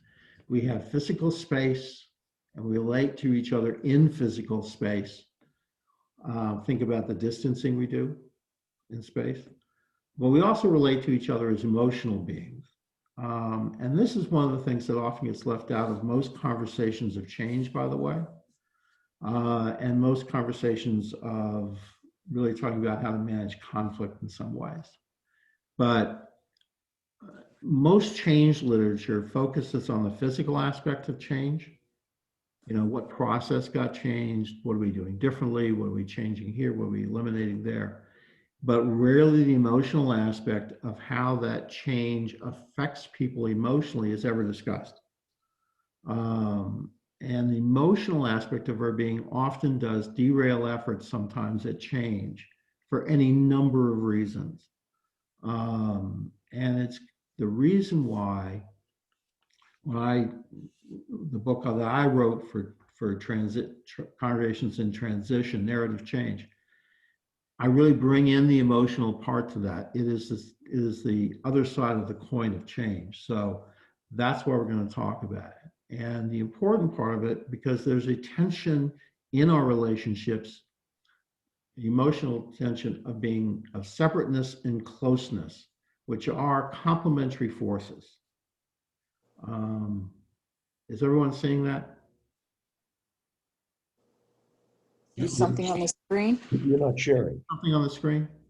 No, you. No. Gallery view, you're not sharing your screen. We'll do that now then. I'm sorry. So let's get this back.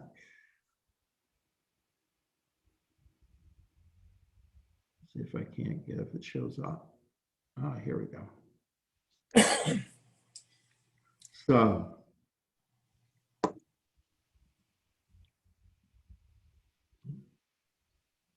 Oh, here we go. Technology is a wonderful thing. It's separateness and closeness. And by this, they interact on each other. There are times we want to be our own unique person. How can I be who I am in relationship to all these other people? So I don't want to lose who I am as a human being, unique person, but I also want to be part of this community of faith. So there is a sense of separateness, and then there's a desire for closeness, to be bound and bonded to each other, to be able to work with each other, to be part of this community, to belong to this community, and be able to work with the community to complete tasks or achieve goals. But we need to balance separateness and closeness, because imbalance is when we become mature and we're able to be a healthy congregation and community. The problems arise when we become too emotionally close and we lose our distinctiveness. And the extreme of this is emotional fusion. Emotional fusion really just means that we are so close to other people that we are the same. We must act, think, feel just like everybody else in that group. There's no room for differences, and anything that tries to break the emotional fusion, like me trying to be different, is looked at by that group as a threat. And that threat then must be destroyed. And so the images of circling the wagons, banding together to preserve the oneness of this is what really kind of is what the emotional fusion is. If you really want to think about it as a cult. And we all kind of know what cults are because we've seen them around. It's peer pressure and it's groupthink. And you can think of it as just, these are the things that keep alcoholic or abusive or incestuous families interlocked together. It's that we're all the same. We have to act, think, and do. We can't have anyone who thinks differently. The extreme of being an instinctive person then is emotional cutoff. We keep our distance. We protect our turf. We don't have contact with one another. And if we don't get our way, we leave. We cut ourselves off and disconnect from the community and go somewhere else. And people often use this as a way to keep a wedge between themselves and other people, so they never get close. There's never a sense of bonding. There's never a sense of community, of being part of it. And so the concept is to remember that people are emotionally cut off in one relationship, by the way, is they will inevitably play out the unfinished business that they have in that relationship in another relationship somewhere else. And it'll be a little bit more intense. And the extremes of separateness and closeness are equally destructive if we get stuck there. They are not resilient. They don't lead to resiliency. They don't lead to health. The extremes really are that which is destructive. So that's why we say the key is self-differentiation. And that's how you balance separateness and closeness. And of course, that always sounds good. And everyone, whenever I use that word, people say, yeah, okay, what is that? So what do we mean? Self-differentiation is the ability to define yourself to others. That is to state your core beliefs and practices and still stay connected to other people. Can a liberal have a meaningful and close relationship with a conservative? Would be one way to think about that. Can you have a close relationship with someone who disagrees with you on things, but where you find some common ground. And it's the ability to say, I believe this, or I will do this, and then stay firm in your core belief. That also means that we also have to know what our core beliefs and values are. And sometimes those change over some time. So it's always good to revisit them, but we have to know what they are. Otherwise, we don't really know what we're standing on. And so, and that's hard to do, because you may find that a lot of people around you are saying, demanding that it's we all have to do this, we all have to think this, we all have to write this, or you are doing this, you're not rowing with us in the boat, we're not all going the same direction. But if you can state who you are while staying connected to others, you really have a way then of being self-differentiated and be in both the separate person you are and still be in the community and still be connected to the other people. It is like lichen. And you can see here, lichen is composed of algae and fungus, and it has extraordinary resistance to stress because of the complementary relationship between algae and fungi. The fungus provides water for the algae furnishes food to the fungi. And when they become lichens, sort of like their own little community, they don't give up their separate identities.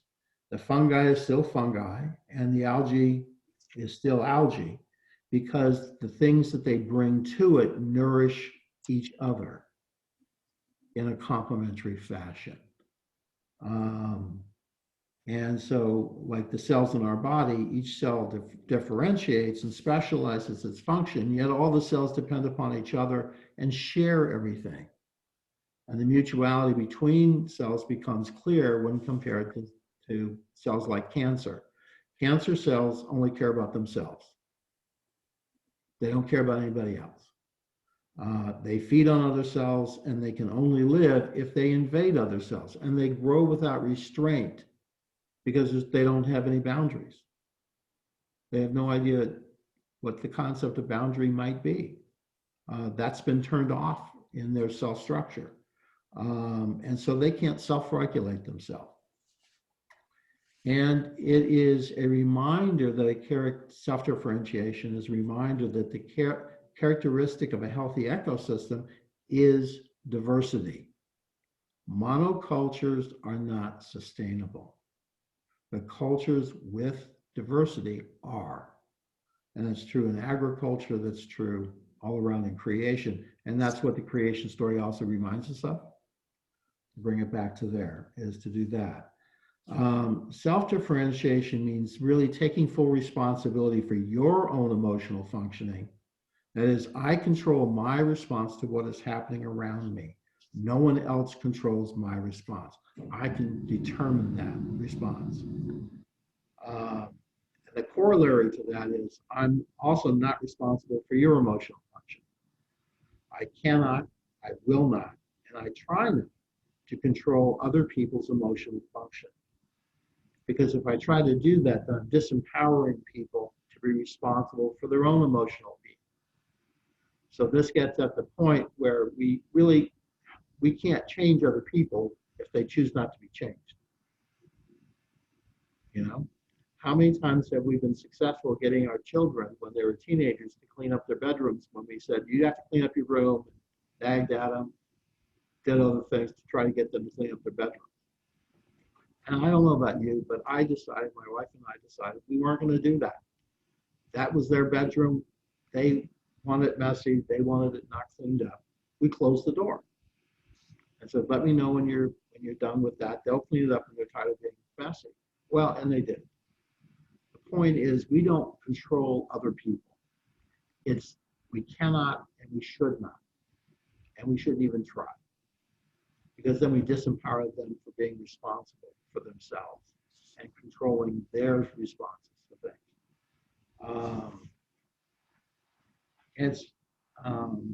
it's also recognizing we all have different,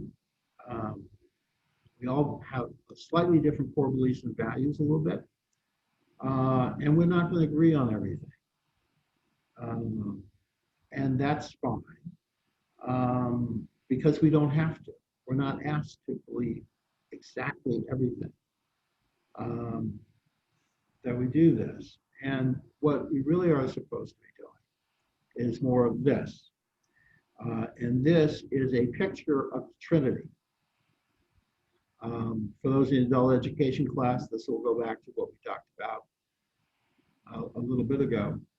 But the Trinity is the example of community, because if you take a look at these three young girls dancing, they are engaged, they're connected, and they're clearly related to each other in an interdependent whole. They can't dance in a circle if they're not all there holding hands and being engaged, doing it, working together. Each person is loved and valued for who they are. They're freed from diverse, multiple expressions of our gifts, our talents, and that's really what it's supposed to be about. That's what community is supposed to be. And this really is the ideal for community, is the Trinity. And there is space for difference and agreement. And that's part of it as well.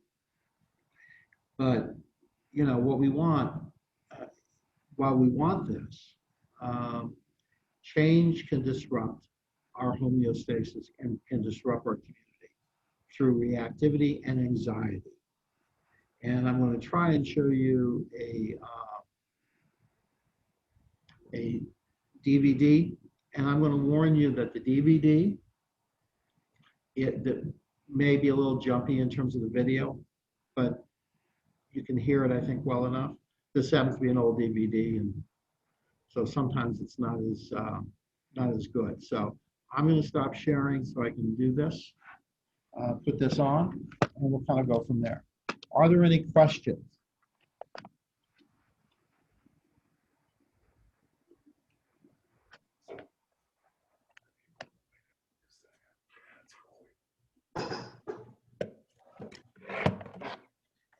Have one.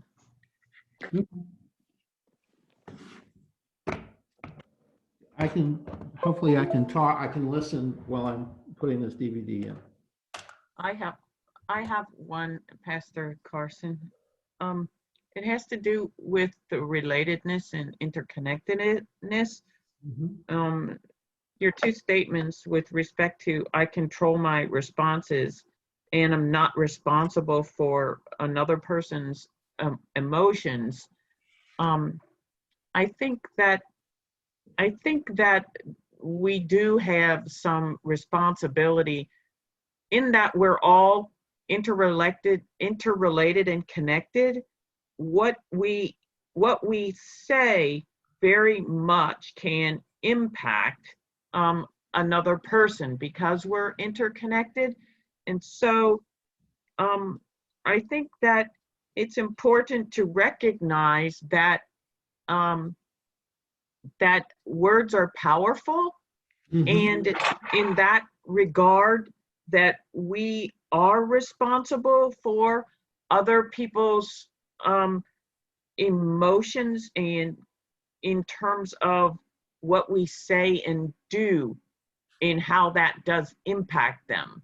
And I think that and so I just wanted to add that if you can clarify your comments with respect to that, I think that that would be very helpful in light of what happened last week based on words and results of things.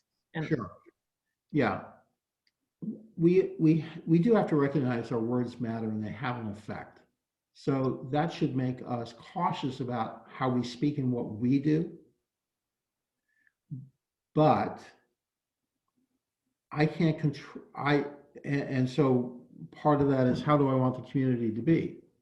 Do I want to talk meanly to everybody? Do I want to berate people? Do I want to call names? Do I want to say, you got to go do that?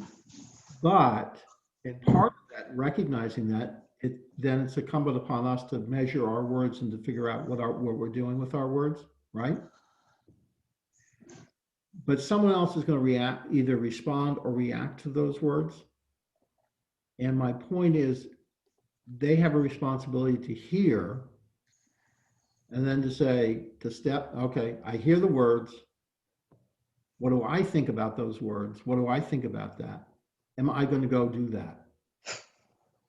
And so we do have a responsibility for ourselves in how we take in information, and then what do we do? Do we immediately react? Or do we come back and say, okay, so how am I feeling about this? Where am I at? And how am I going to respond?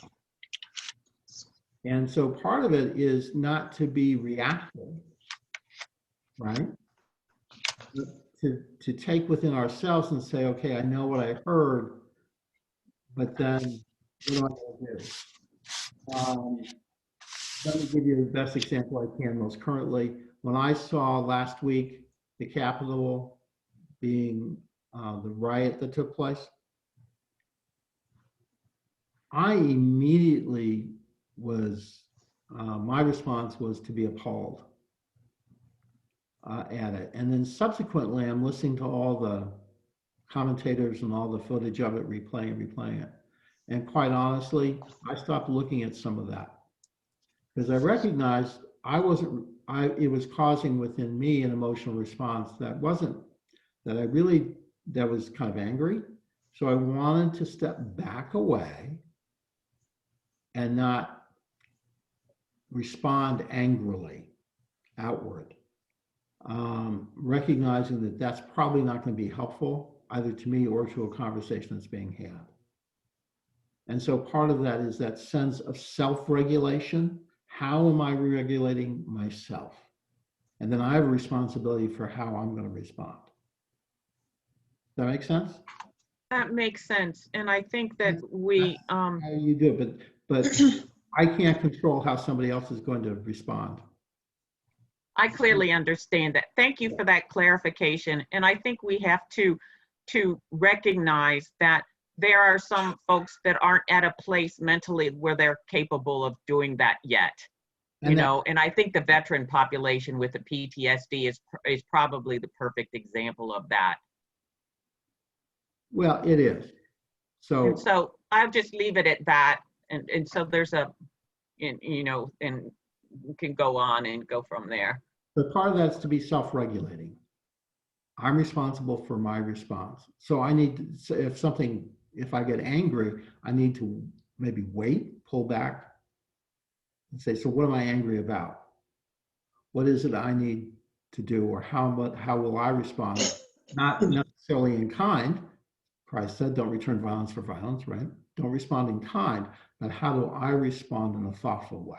How do I respond out of my core beliefs and my values? And that's really the key piece to this is self-regulation, right? I understand the point that I was trying to make is that there are some among the population that don't have that capacity. For example, a child with cognitive disabilities or something like that. And so the point that I was trying to make is that those of us who have that capability also bear an additional responsibility for those of us who may be injured and not able to do what you're proposing that be done.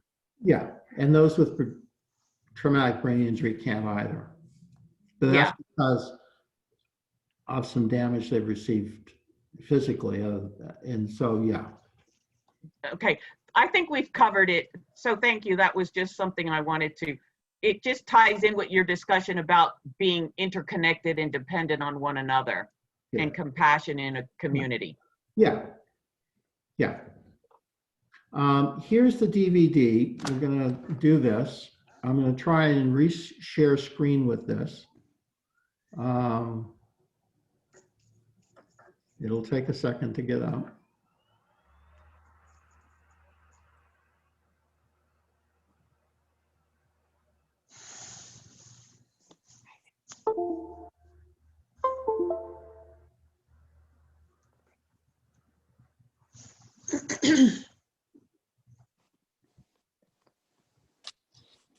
And I will tell you, this is always a treat.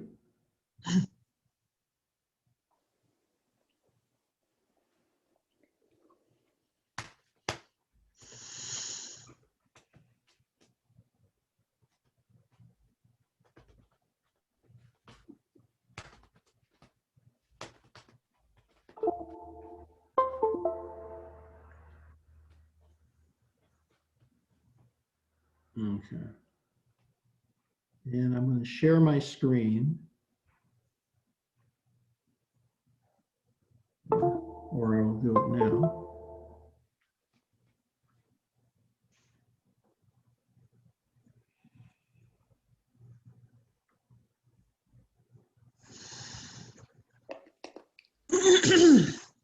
Can you? Coming.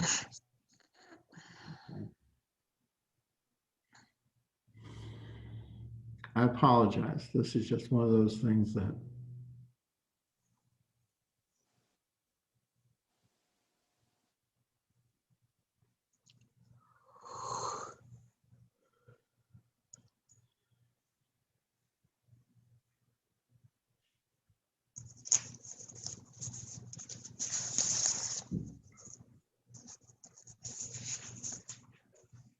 this is what happens even when you do the equipment check the day before.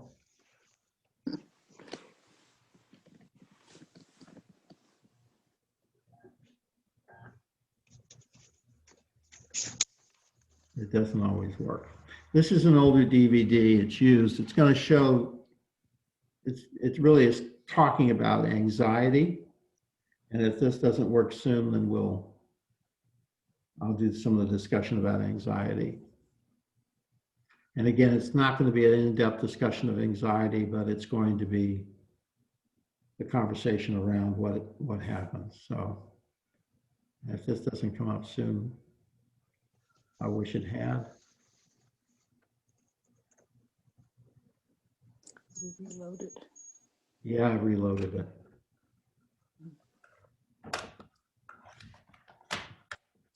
This particular DVD is older, and so it's a little bit more difficult sometimes for it to get read.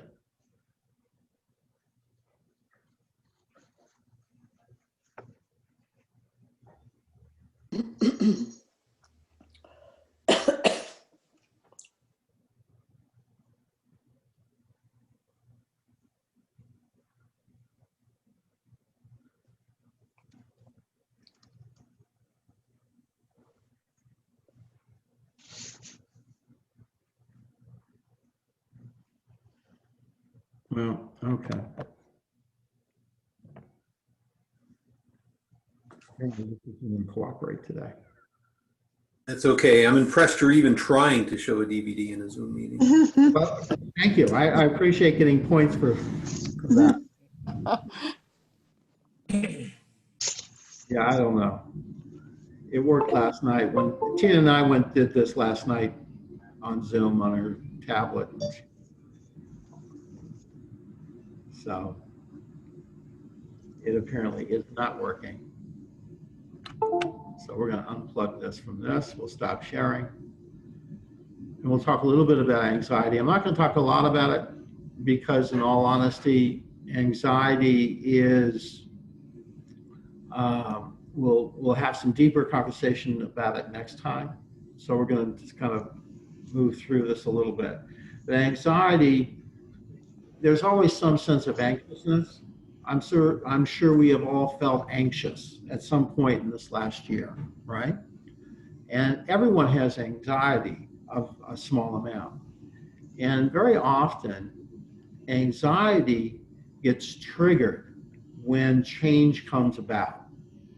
And when change happens, we sort of begin feeling the sense of being constrained. The roots of the word anxiety come from the same Latin root words for angina and for that constriction, choking feeling that people have in their chest, on their heart. And when anxiety rises, the more it rises, the less folks can hear one another. And not only can they not hear one another, they cannot even think. And that's because we've moved into the part of our brain, and you'll love this. This is something I usually reserve for the in-house. But the part of our brain where we get fight or flight, and that's this. That is the reptilian part of our brain, otherwise known as the alligator brain. Alligators have only one of two responses to any threat. It is to fight it or to flee from it. Anxiety, as it rises, does that with us. We either want to fight about whatever it is, or we want to flee from it. And the higher the anxiety goes, and we'll talk about this next time in terms of levels of conflict, but that's really what's going on with anxiety.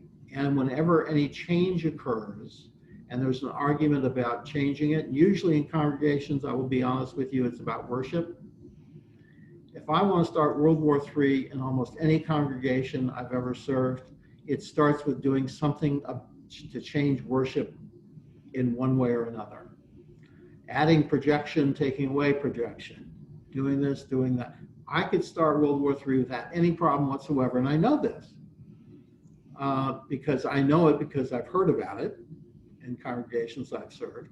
I also know about it because I've watched when I've suggested making a change to something, and I get this anxiety rising and coming back out at me like a tsunami. And then I usually say, well, okay, so let's talk about why we're feeling this way. Why do we not like this change? What is it we're afraid of? What is it that's driving this? And that really becomes what anxiety does. And we can't hear one another. We can't work together. We want our own way. We want it to go back. That's why, in many ways, in all honesty, about 97% of change fails. That is exactly the reason 97% of change fails. It's a little bit different now. Maybe the percentage might be 1 or 2 higher or lower, but that's why it fails, among other reasons, but that's one of the biggest reasons. No one's resistant to change, but they're resistant to a change that feels like a threat, that takes them out of their comfort zone, that takes them into what is familiar, that does something else. And sometimes the thing that is changing and their reaction to it has nothing to do with that change, not the content of that change. It has to do with something else in their life somewhere else. So that's what anxiety does. And it can disrupt and it can derail us from being a community where we work together and do things and we're pretty harmonious in getting things accomplished and done. That happens. And when that occurs, it usually continues to occur unless it is dealt with by lowering the anxiety, by focusing on core beliefs and core values. And this is what leadership can do.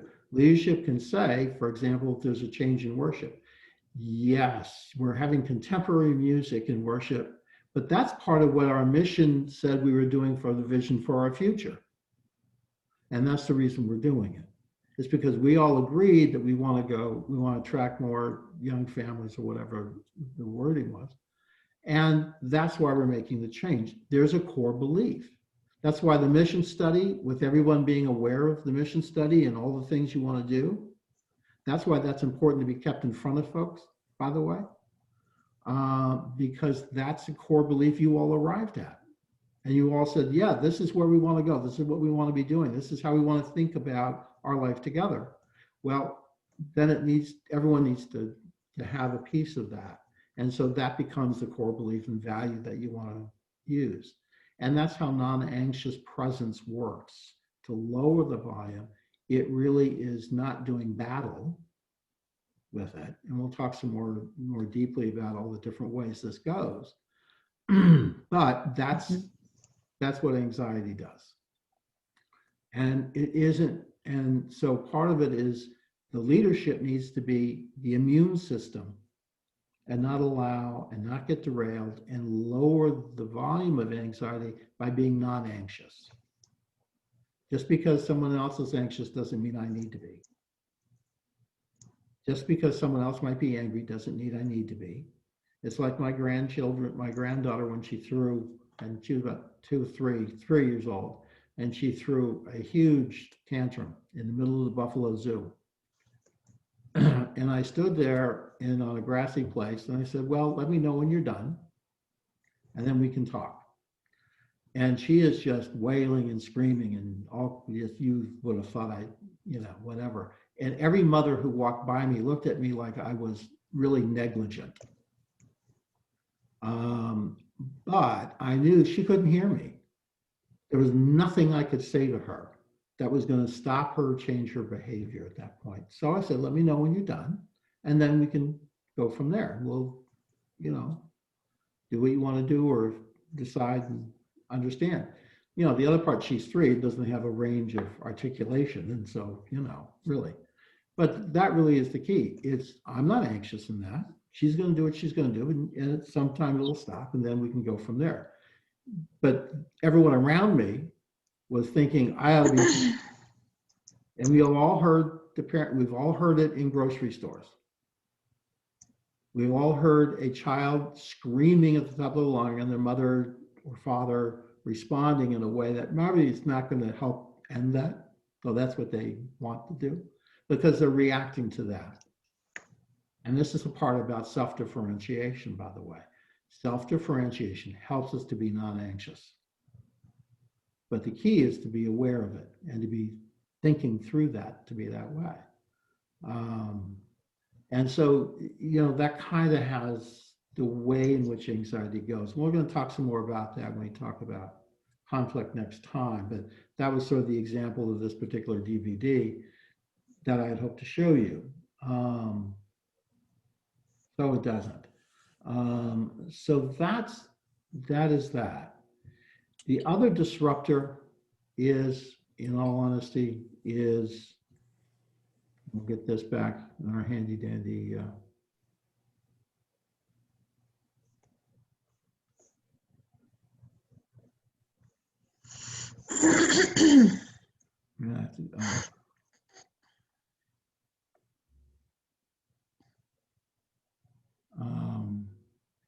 The other thing that's a great disruptor is trauma. And trauma happens to us in a variety of ways. And it is defined generally as a psychological emotional response to an event or an experience that is deeply distressing or disturbing. And this can be defined and referred to something such as an accident, having an illness or an injury that is significant, losing a loved one, going through a divorce, a natural disaster, or experiencing violence. And traumas upset our equilibrium. I know because I've had experience with multiple traumas in my life. From being in Hurricane Camille in Biloxi when it came roaring through there, and the aftermath of that, and helping clean up after that, as well as having been shot at once in my life. So, I've experienced trauma, so I have some sense of how that goes. The common traumas that congregations experience are clergy sexual misconduct, embezzlement, church buildings burning down, the death of a patriarch or a matriarch of a congregation that is sudden and unexpected. And traumas move us from a sense of safety, of understanding how life is supposed to be, or the way people are supposed to behave. And in short, they disconnect us from the reality we knew and understood, and we enter into a wilderness that we really don't comprehend. And that forces us to learn and discern what the new reality is, and then to develop a way to understand who we are in the midst of this and coming out of this. And those who experience trauma may feel emotions like guilt and shame. What did I do? causes, and that's not unusual. But guilt, shame, and denial. But trauma specialists will tell you, and those who've worked with trauma, with folks on healing from trauma, they will tell you those are things that do not help healing. They actually prevent healing. Whereas transparency, truth-telling help to lead to healing. How we feel, being able to talk about how we feel about the experience. And that helps the healing process. And then creating a narrative that accounts for the experience without empowering it to control our future and who we are. And so the case study that I gave to you is part of what we're going to have this conversation about now, and this is the reason why I gave it to you. And so we're going to create breakout rooms again and have you report back and have this small group discussion. And here are the questions, or the question, that I want you to think about.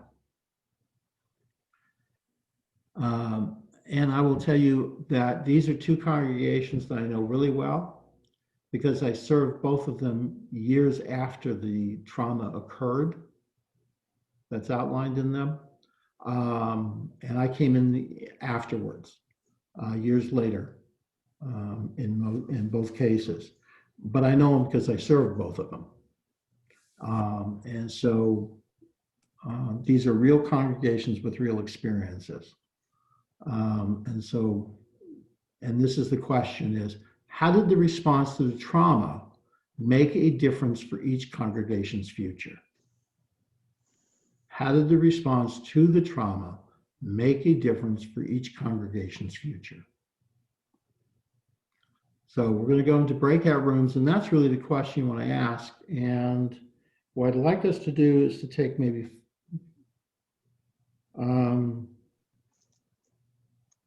come back at 11:34, so 20 minutes with this in your breakout rooms and discuss the questions, and you can have the reading of the two case studies, and you may need to read that. So take a few minutes to do that. So we'll get back around in about 20 minutes, okay? Where's the case study? That was given out earlier in the Did I take a break? in the chat room. And so I'm hoping that each one of you has a copy of that. Room 1 was not successful. None of the 4 of us. Really. Look in the chat, go all the way up to the top of the chat, and it should be right there for you to look at. No file is here. No, nothing. Do you go all the way up to 9 o'clock? It's gone. That was me when I posted there wasn't any file. Then he uploaded it and it was there and I downloaded it. So I think Pastor Garzon, probably a number of people have it. So, but maybe you'll run into a random group that doesn't have a copy. Okay. So you may not be in the same groups you were in. That's the other part to this. Oh, okay. But if we don't have the file, I just deleted the file and like refreshed. I get the same response, from Doug Rutan. No file is here. That's all I see. Okay. It should, because I reposted it. If we need it, I can get it back and I can help each group. Okay. So I don't have it. No, nothing. No. Well, let's see how it goes once we get in our rooms. Well, I opened it before and it's still on my computer screen. If you opened it before, it could still be on your computer screen. You just have to exit full screen. I did. There's nothing here. I exited the screen. I come back in to start a new chat and I get the same screen. Okay. So here's what I'm going to do.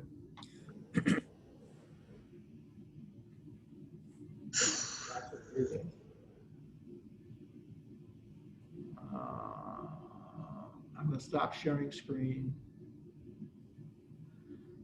Okay, so I'm going to re-upload. file.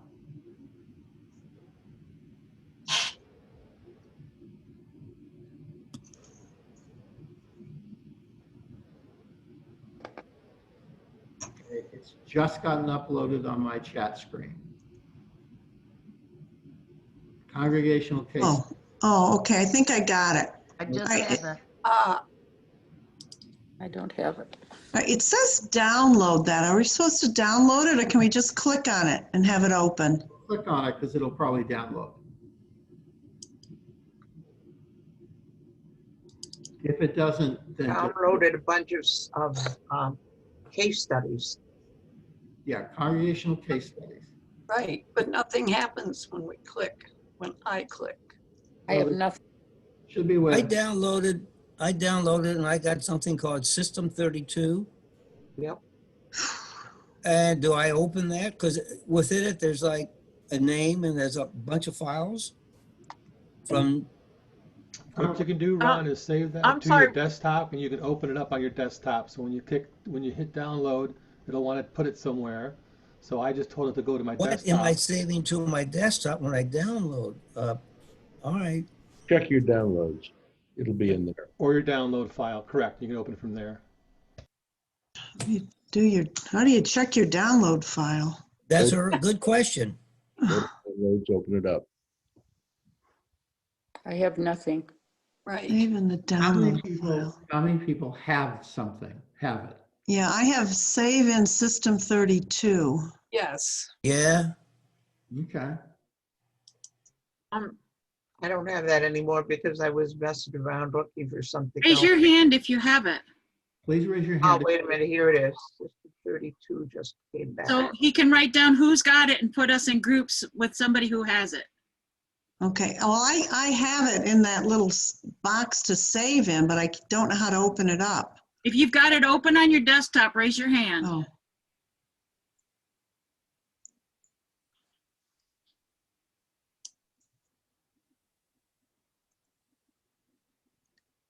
You don't have, I don't have permission. Contact the It says administrator. they're congregational case studies. Yes. Yep, that's In it. a folder. I know, but there's nothing opens from it. Open Word first and then open it. Try that. Save. Open file. I have it. I've I got have it. it. Well, I Larry's have it. Oh, shoot. got it. How Sue's did you got it. get it? Oh, I found it, but I've lost everybody. I've got the case studies. Can you hear me? Yeah. Okay, I've got the case studies, but I don't have anybody else. And soon you're going to. So if you've got it, that's great. When you shut it up, Deb, you'll be able to see everybody again. It's just layers. Just Okay, download it. okay, well, I have the case Minimize studies. it, downsize it. Yeah. Yeah, there we go. Downsize it, okay. I think I can do that. Okay. I think I've downsized it, but I can't see everybody. I can only see it's in Word. I have it in Word right now. That's what it is. Yeah. It is in Word. Yep, it's in Word. Okay. We all set? How do you get from Word? I don't have anything. Mine's in Word, but I don't know how to get to it while I'm on with you folks, so. Just keep pushing buttons. That's all I do. Just keep pushing buttons and There you go. There's the Well, now I have on my screen Zoom scheduling made easy. I don't know how I got to that by pushing buttons. I'm afraid to push too many buttons. I may be deleted. I know. My There you are. Don't panic. We'll be fine. It's all breathe. We have enough people who have copies of this, who have it open, who can read it to you. All right? Okay. Let's take a very deep breath. Everyone just breathe deeply. I think there's anxiety here. There's that anxiety, yeah. Very traumatic. Tech stress. That's right. This is part of, this new life we're living. So I'm gonna put you all in breakout rooms. Oh, this is interesting. I can't get. Okay? So you're gonna be in breakout rooms. Someone in that group, in your group, please identify that you have a copy of it so you can read it to everybody else. Okay, no? I All right, this is Deb. Can you tell me whose group I'm in? Who's in my group? He hasn't assigned groups yet. Oh, okay. All right. Well, actually, I can. You're in with Sandy and Teresa. Oh, I that was have a the same copy, so group. we're good. Okay. So, Okay, what do you, all I have is the System 32 with a whole list of All right, things. so hit on System 32, Jane. yeah. Hit on Yeah, System 32, and then just keep hitting stuff. just And what? intuitively, it'll get you there. I mean, hit on System 32, and what pops up? I'm on, it says save in System 32. All right, hit save. Then what happens? I have all these, I'm assuming they're files. Yes, and it'll ask you to save in a file, I think, and so hit that. No, they don't say that. I have files starting with A and going heaven knows how far, all the way down to B. X Wizards. Wow. You have ex-wizards? X Wizards, yes. There Does you that go. sound interesting? Yeah, well, it does. Let's not, Jane, Yeah. you're going I to be have it. group with somebody who has it. I have I it. think you'll be fine. Okay, all right, I'm gonna see if I can get Okay. back to, So I'm going to open up all the rooms and send you in there. okay. Okay. Go to your rooms. Yeah, well, I'm not sure I can, You have about 20 minutes to do this. all right. Pastor, will you put the question in the chat again? Thanks. Sure. Okay, you all can join rooms.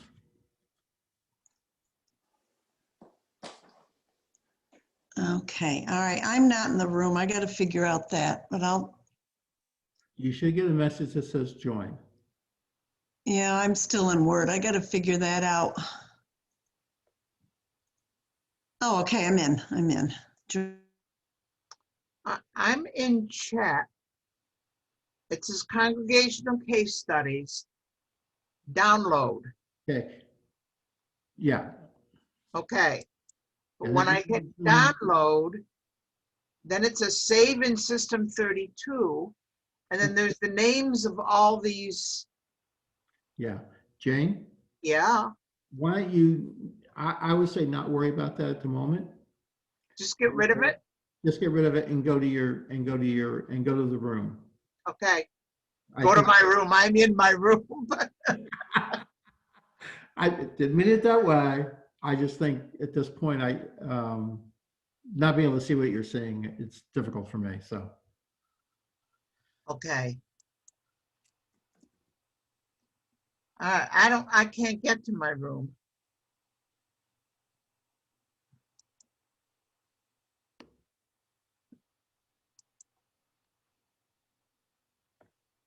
Nope. I have a little room with you.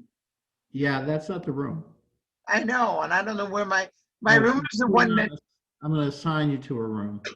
Okay, I was with Deb and Yeah, I'm gonna assign you to room 1. okay. Breakout room 1. So you should see join. There you go.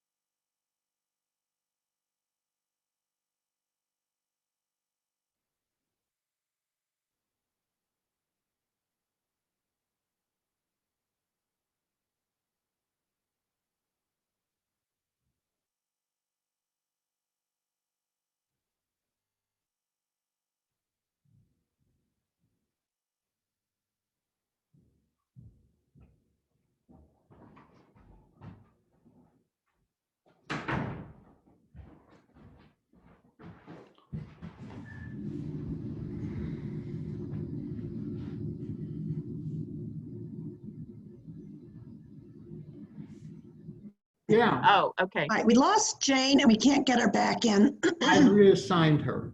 Okay, thank Okay. you. So it's All just right. us? It's just you. Okay, Okay, thank so you. we'll There, continue.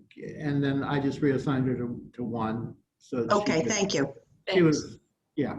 It was- Thanks. Oh, okay, we'll carry on then. Yeah. Thank you. You're welcome. Thanks. All right. Okay, I can't see him. And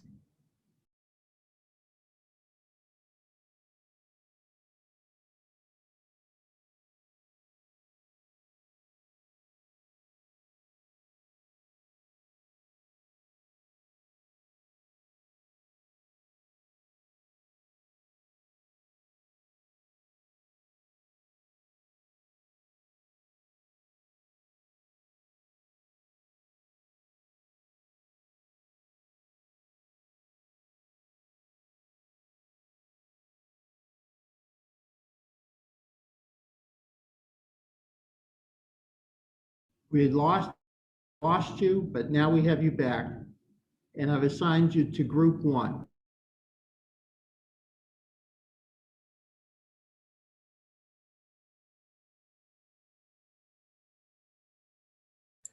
Then I just disappeared. Wait a minute.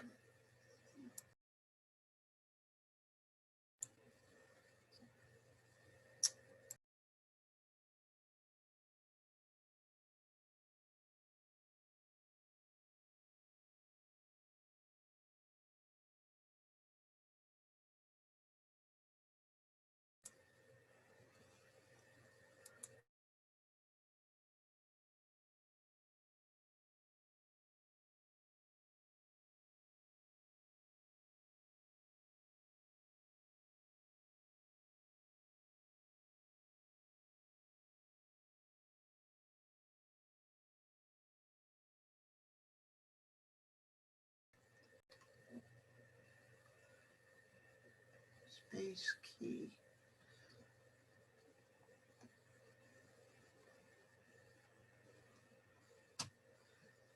I cannot hear you.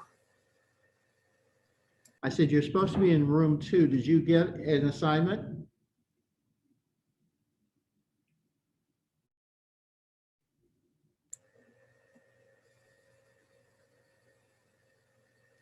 Okay, I'm going to move you to another room. So we'll see if we can get you. I keep going. I keep muting. Yeah, I know. We all do that. That happens to every one of us every time I go into a different place. So I'm going to try to move you to a different group.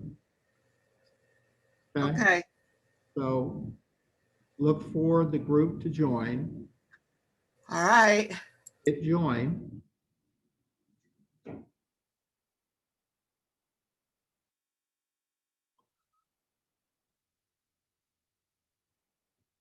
Old issues. So if you don't address the old issues, they're not going to go away. They're just going to be recovered again. And that's, I think, one of the things that happened this time.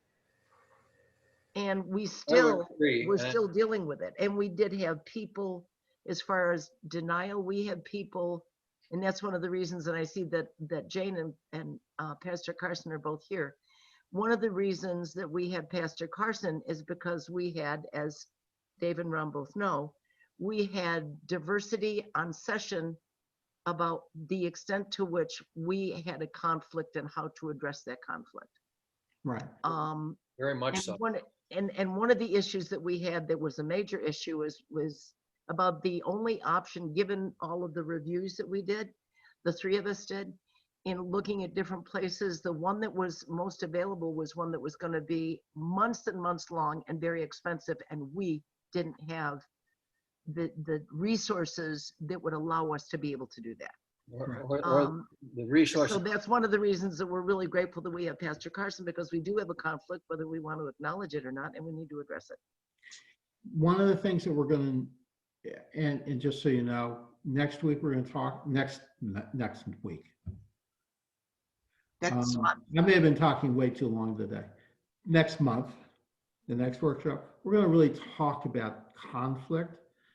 But just so you kind of get a sense of it, when we talk about conflict, And when we talk about managing conflict and anxiety and so on, what we also want to talk about is not always saying, yes, to a certain extent, we want to talk about the content, but what we really want to talk about is how did we respond to this? How did we get into this place, and how do we then detangle from conflict, or how do we lower the anxiety so we can have the movement toward that? So we're going to talk about that some more next time. This is just to give us an entry into that.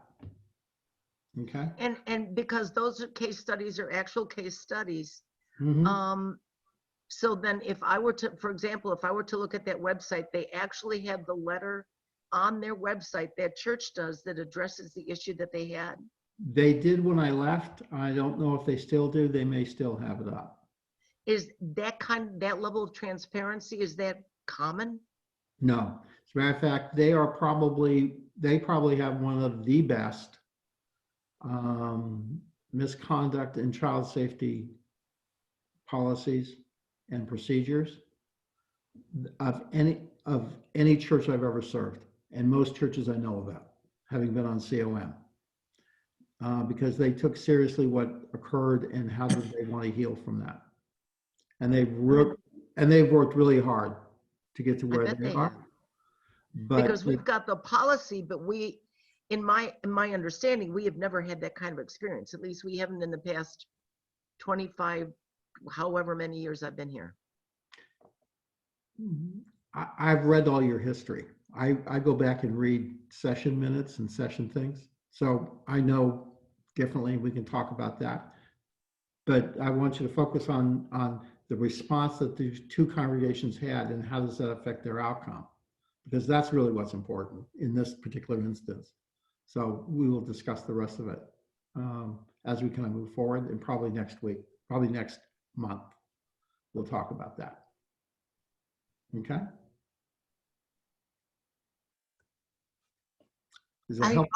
I lost something here, the congregations that you're talking about.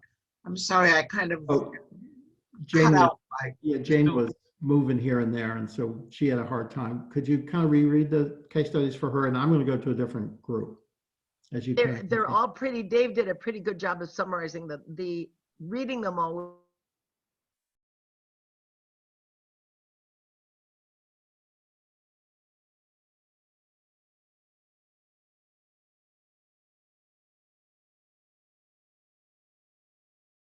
The congregation confessed to the next called pastor that he had sexually abused several boys in the scout troop.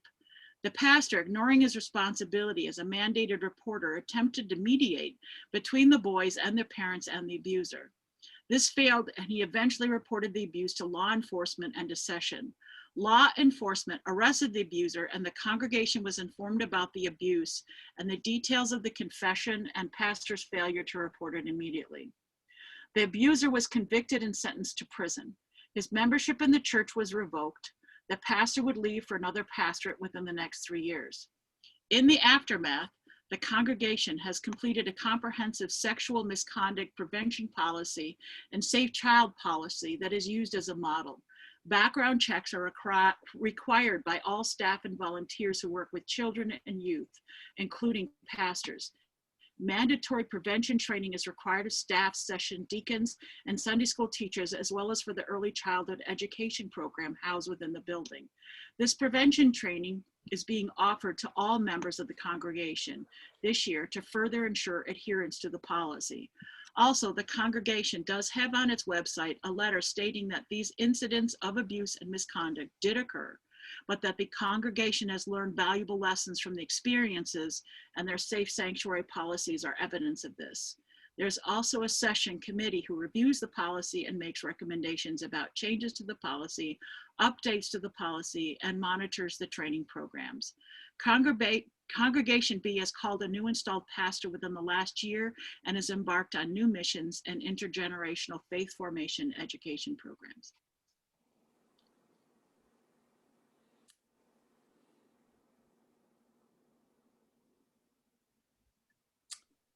They addressed it. What's the difference? Yeah. No denial. They addressed it. And eventually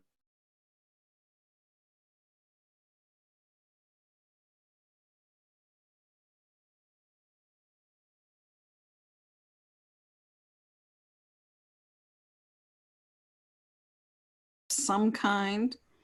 We had the same problem when Deb was there a little bit, but you know, they just are well versed in how to play well in the sandbox together. I mean, there was always opposing forces. I mean, they didn't really respect each other, and it goes all the way back, any of the relationships that have been there. I think, Sue, that goes to, right now I can't recall her name, but our Christian ed. Linda? Linda. That same kind of thing. Yeah. That they weren't able to work together, was that the issue? Yeah, I just don't think they ever really totally made an effort to work together. There was always one that was intimidating the other one or trying to be more powerful than the other one. And was that the issue with Mario and Craig then? Oh, for sure.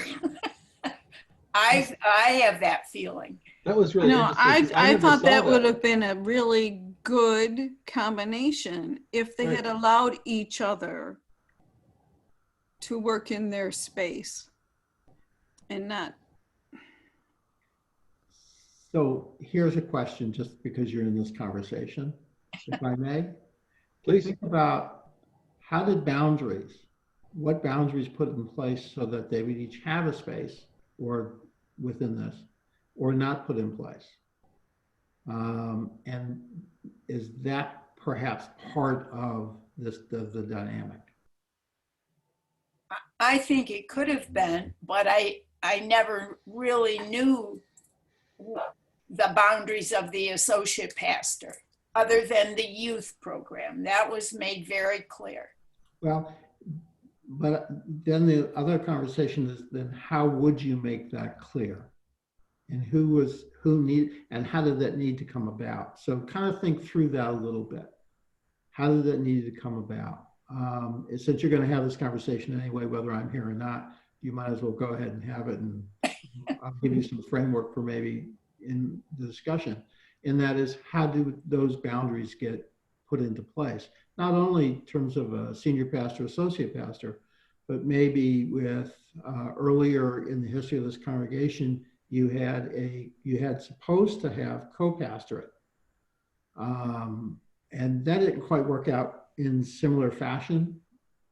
Yeah, we were talking about that. Yeah, so the question is, where did those boundaries need to get placed, and when should they have gotten placed? And how did that need to happen? So that would be a discussion I would leave you with. That I'm going to leave you with to have. You know, I've stirred the pot, as it's always good to do, is to leave. So you can have that kind of a conversation. But kind of talk about that, because I think that's an important element to this. Thank you.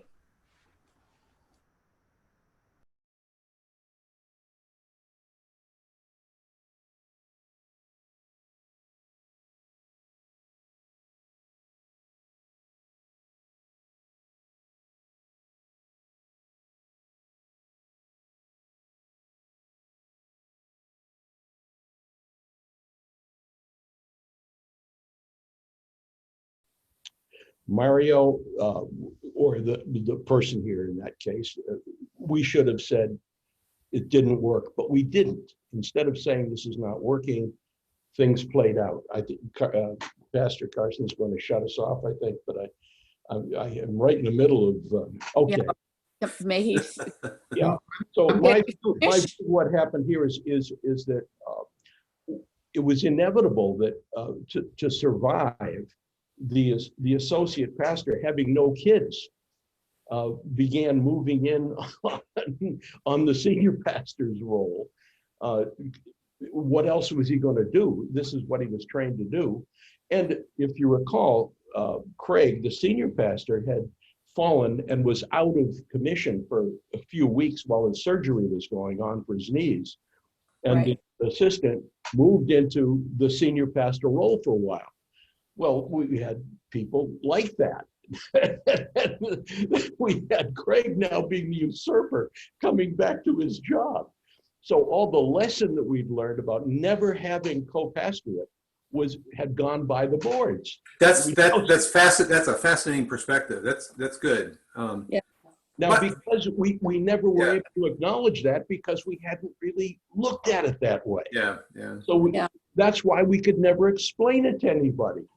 Yeah. And Craig said, look, I don't want to make a rift in the church. I feel betrayed by by session, but I'm not going to make a rift. I'll just count on my severance because I'm 60 odd years old and I was guaranteed a severance of 1 month for every year I served. Then he discovered the severance, instead of being 24 months, is going to be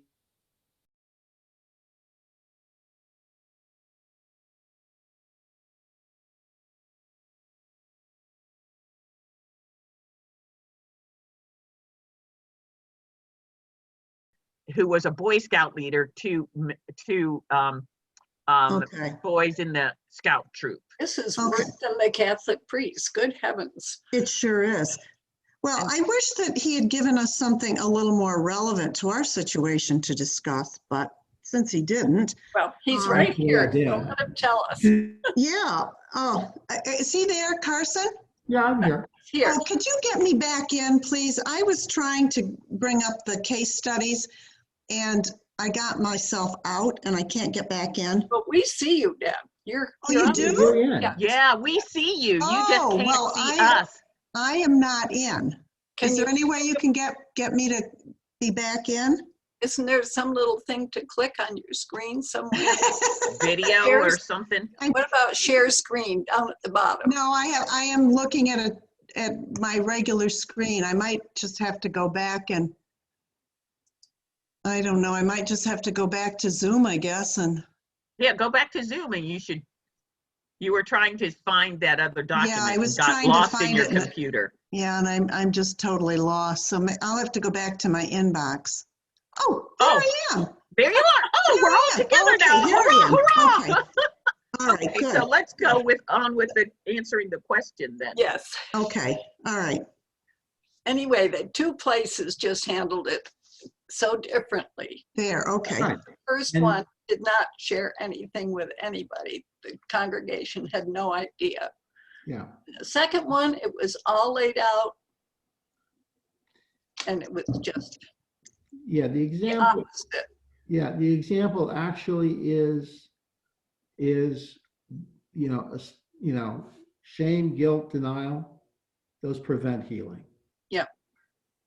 And now in the first congregation 8 really wasn't helped by anybody to talk about that.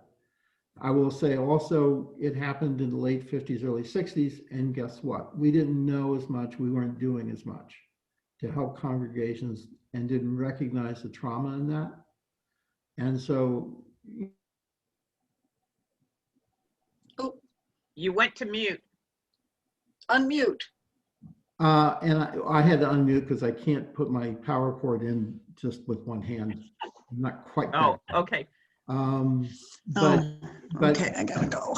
It happened in a different time where we didn't have the skills and we weren't equipped to deal with that level of trauma. Right. Okay. And so that was part of the issue too. So they just weren't helped to do that healing. And then when it became part of the conversation, then quite honestly, they didn't want to talk about it. They didn't want to revisit it. They want to think that it had any effect on them whatsoever. And that simply isn't true. It was affecting them every time they turned around. Yeah.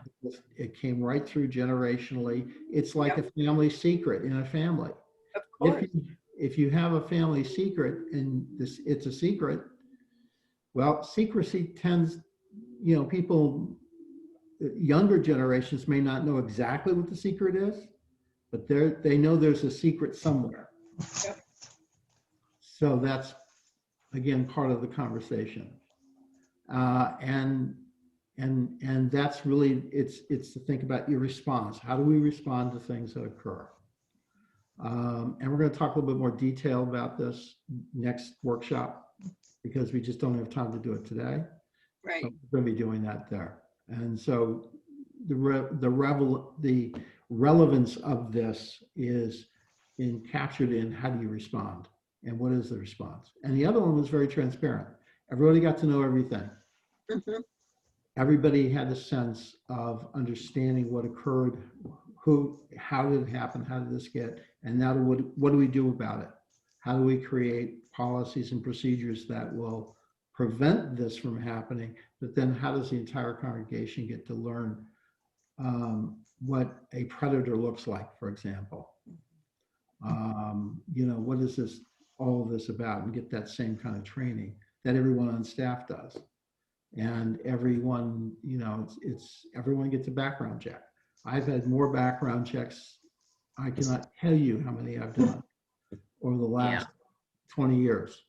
And this is the way it works now because we didn't have the tools. We didn't do the things preventively earlier, very much like the Catholic Church.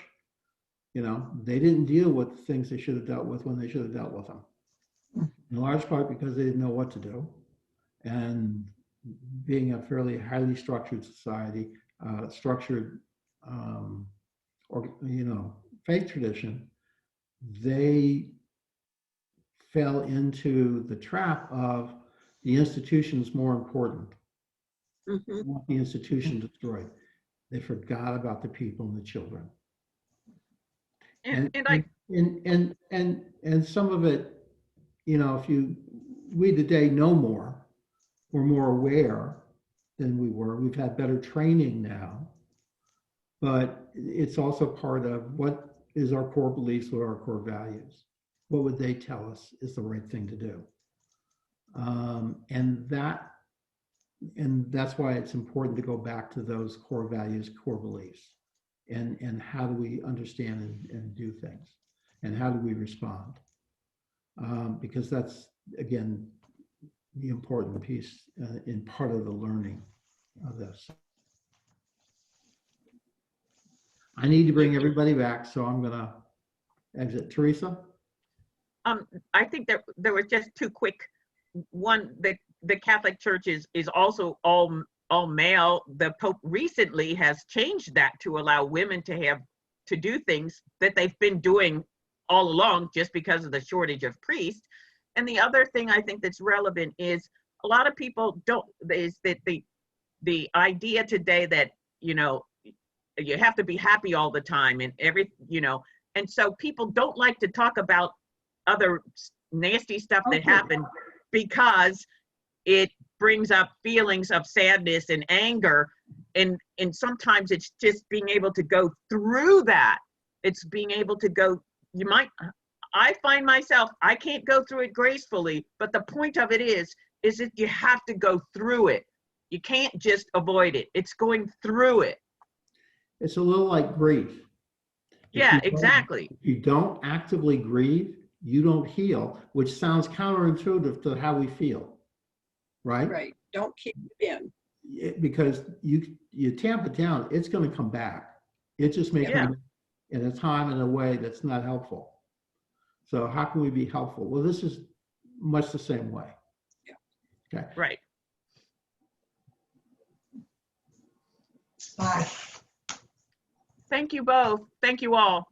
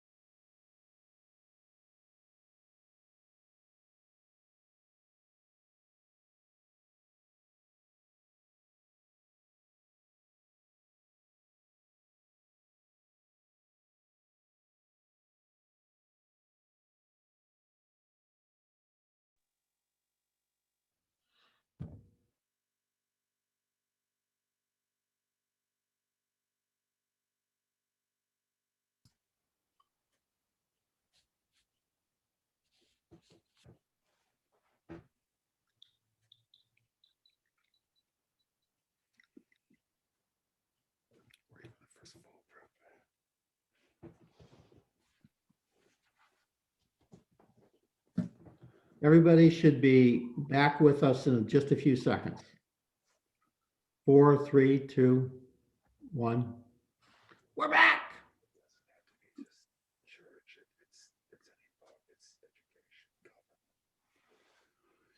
Okay, so how we doing? Do we have everybody back? Diane, you're muted. Pastor, may I say this comment to my group before we start? My comment is, what would happen now, Larry and Doug, in response to what we were saying, okay? I'm going to ask you to hold that as a thought. That's a good question. Yeah, And I to think keep it that'll as a come later. question, I'm going to ask you to kind of do that. I'd like to hear from each of the groups. And I want to do this quickly. It's scheduled to be end at noon, but we've had some technical difficulties and some other things that have kind of disrupted timing here a little bit. So if we can keep the comments a little bit short, but I'd like to hear from each group. So so the question is, so how did the response by the congregation to each of these separate traumas, how did that affect the outcome? How does their response affect the outcome? So that's really the question we want to answer and to think through. So I'm looking for someone who would like to volunteer for group 1.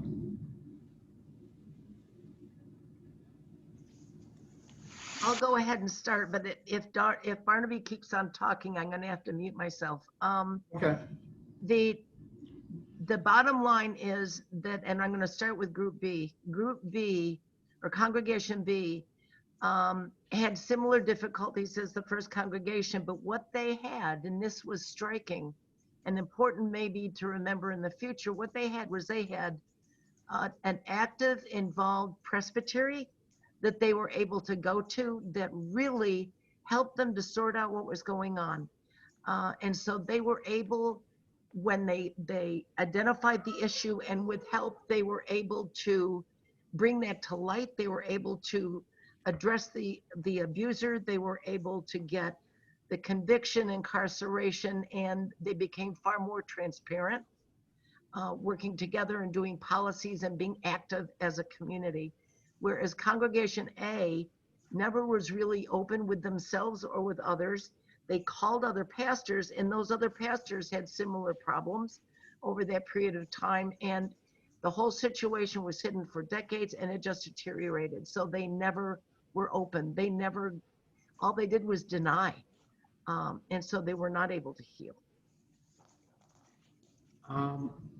Group 2, again, we're looking for, do you have other things to say beyond what was just said? So we're looking for the Congregation A was motivated a lot by shame and guilt in their denial of what was going on, and they really needed some competent leadership. That's one of the things that we found that Group B had. Group B, after they actually had structures put in to address the issues so that they wouldn't reoccur. Done. Anyone else? Group 3.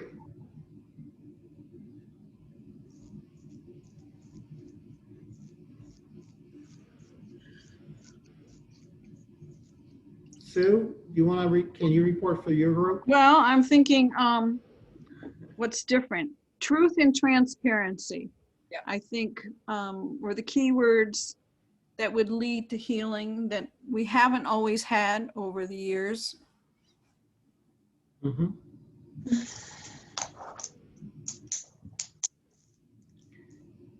Anything else that's different from any of the other groups? Or did everyone kind of come to the same conclusion? Same conclusion. So it really does matter how we respond to what happens. And then to look at it in a way to say, how do we want this to work better or not prevent it from happening, or how do we want to work on this? And we're going to talk a little bit more about this under the next workshop, in workshop 2. That's part of managing conflict, by the way. It's not just what do you do in the midst of it or at the beginning of it, but how do you prevent conflict? What are the things you can do to be preventative? And then how do you deal with it? And we're going to talk about a little bit more about anxiety. We're also going to talk a little bit more about the stages of conflict and how they go from one place to the other.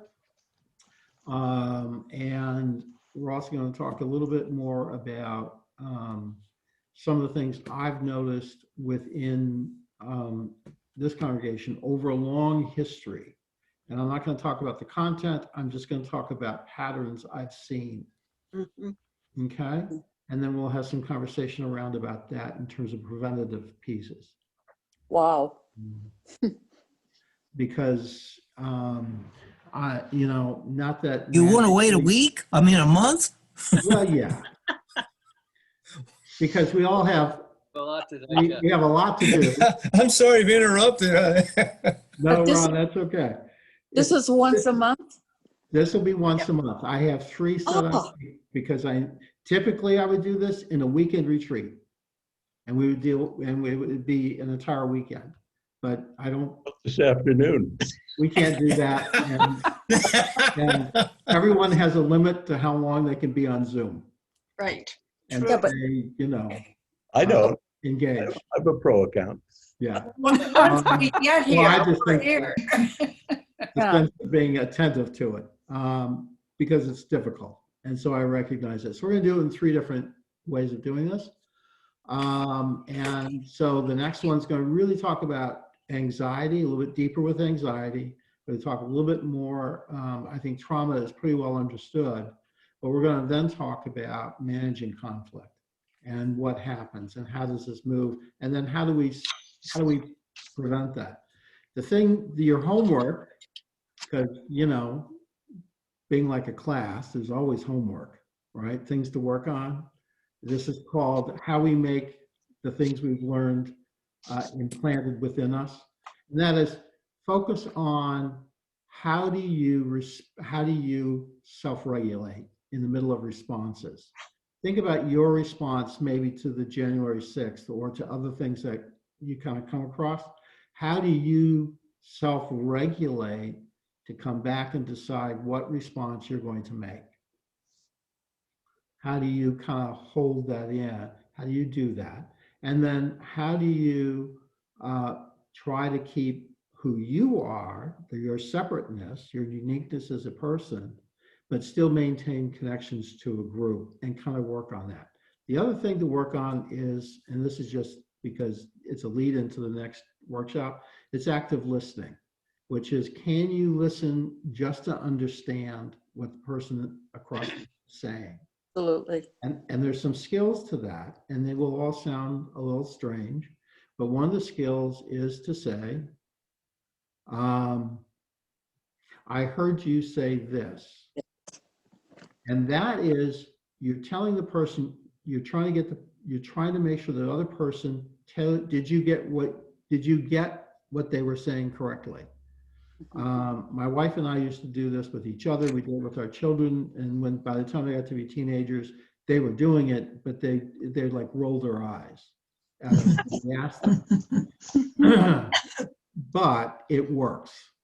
So the question is, does work, and it is to ask to make sure that you've understood the other person. And if it hasn't, the other person then has to, very basically, then say what they said, but say it differently, because sometimes we need to hear different words, not the same words to us. So some of it is, do we check that out, and how do we do that? And so that's part of active listening, and that's part of the skills of managing conflict. And we're going to talk a little bit about that next time. So that's your homework, is to think through those things. Practice active listening as much as you can, and practice and kind of think through how do we self-regulate, how we do it. Michael, I know that you asked me to send you something, and I'm going to send that to you. I just couldn't quite manage to do that, manage technology, and Not a problem. I also wasn't ignoring you. Oh, thank you. I was You know, this is as much a challenge for me as it is for everybody else too. Yeah, you So. did a good job. Yes. Also, when we get done with this, we can go to computer class 102, having completed 101. Well, so Right? there you go. There you go. You've gotten your first level. Yeah. Maybe. Well, you know, as best we can. What is the So, date of the next workshop? The next one is February 20th. And Okay. the one in March is going to be March 20th. Those are both Saturdays. They're both the third Saturday of the month when we don't tend to have a lot going on. And so that's kind of what we're going to do.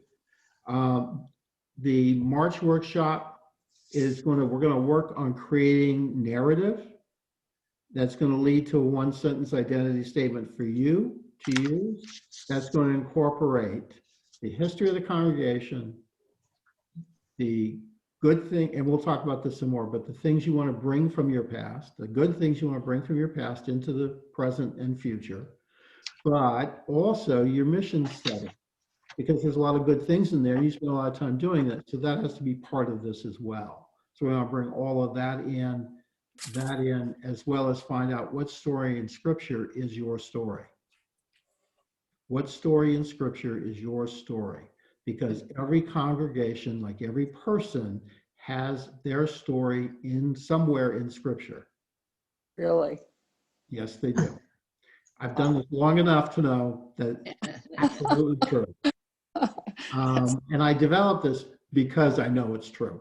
But you put those together to create your identity, to really create who you are. And it's an identity statement. I don't use mission statements. I know you have one and it's nice.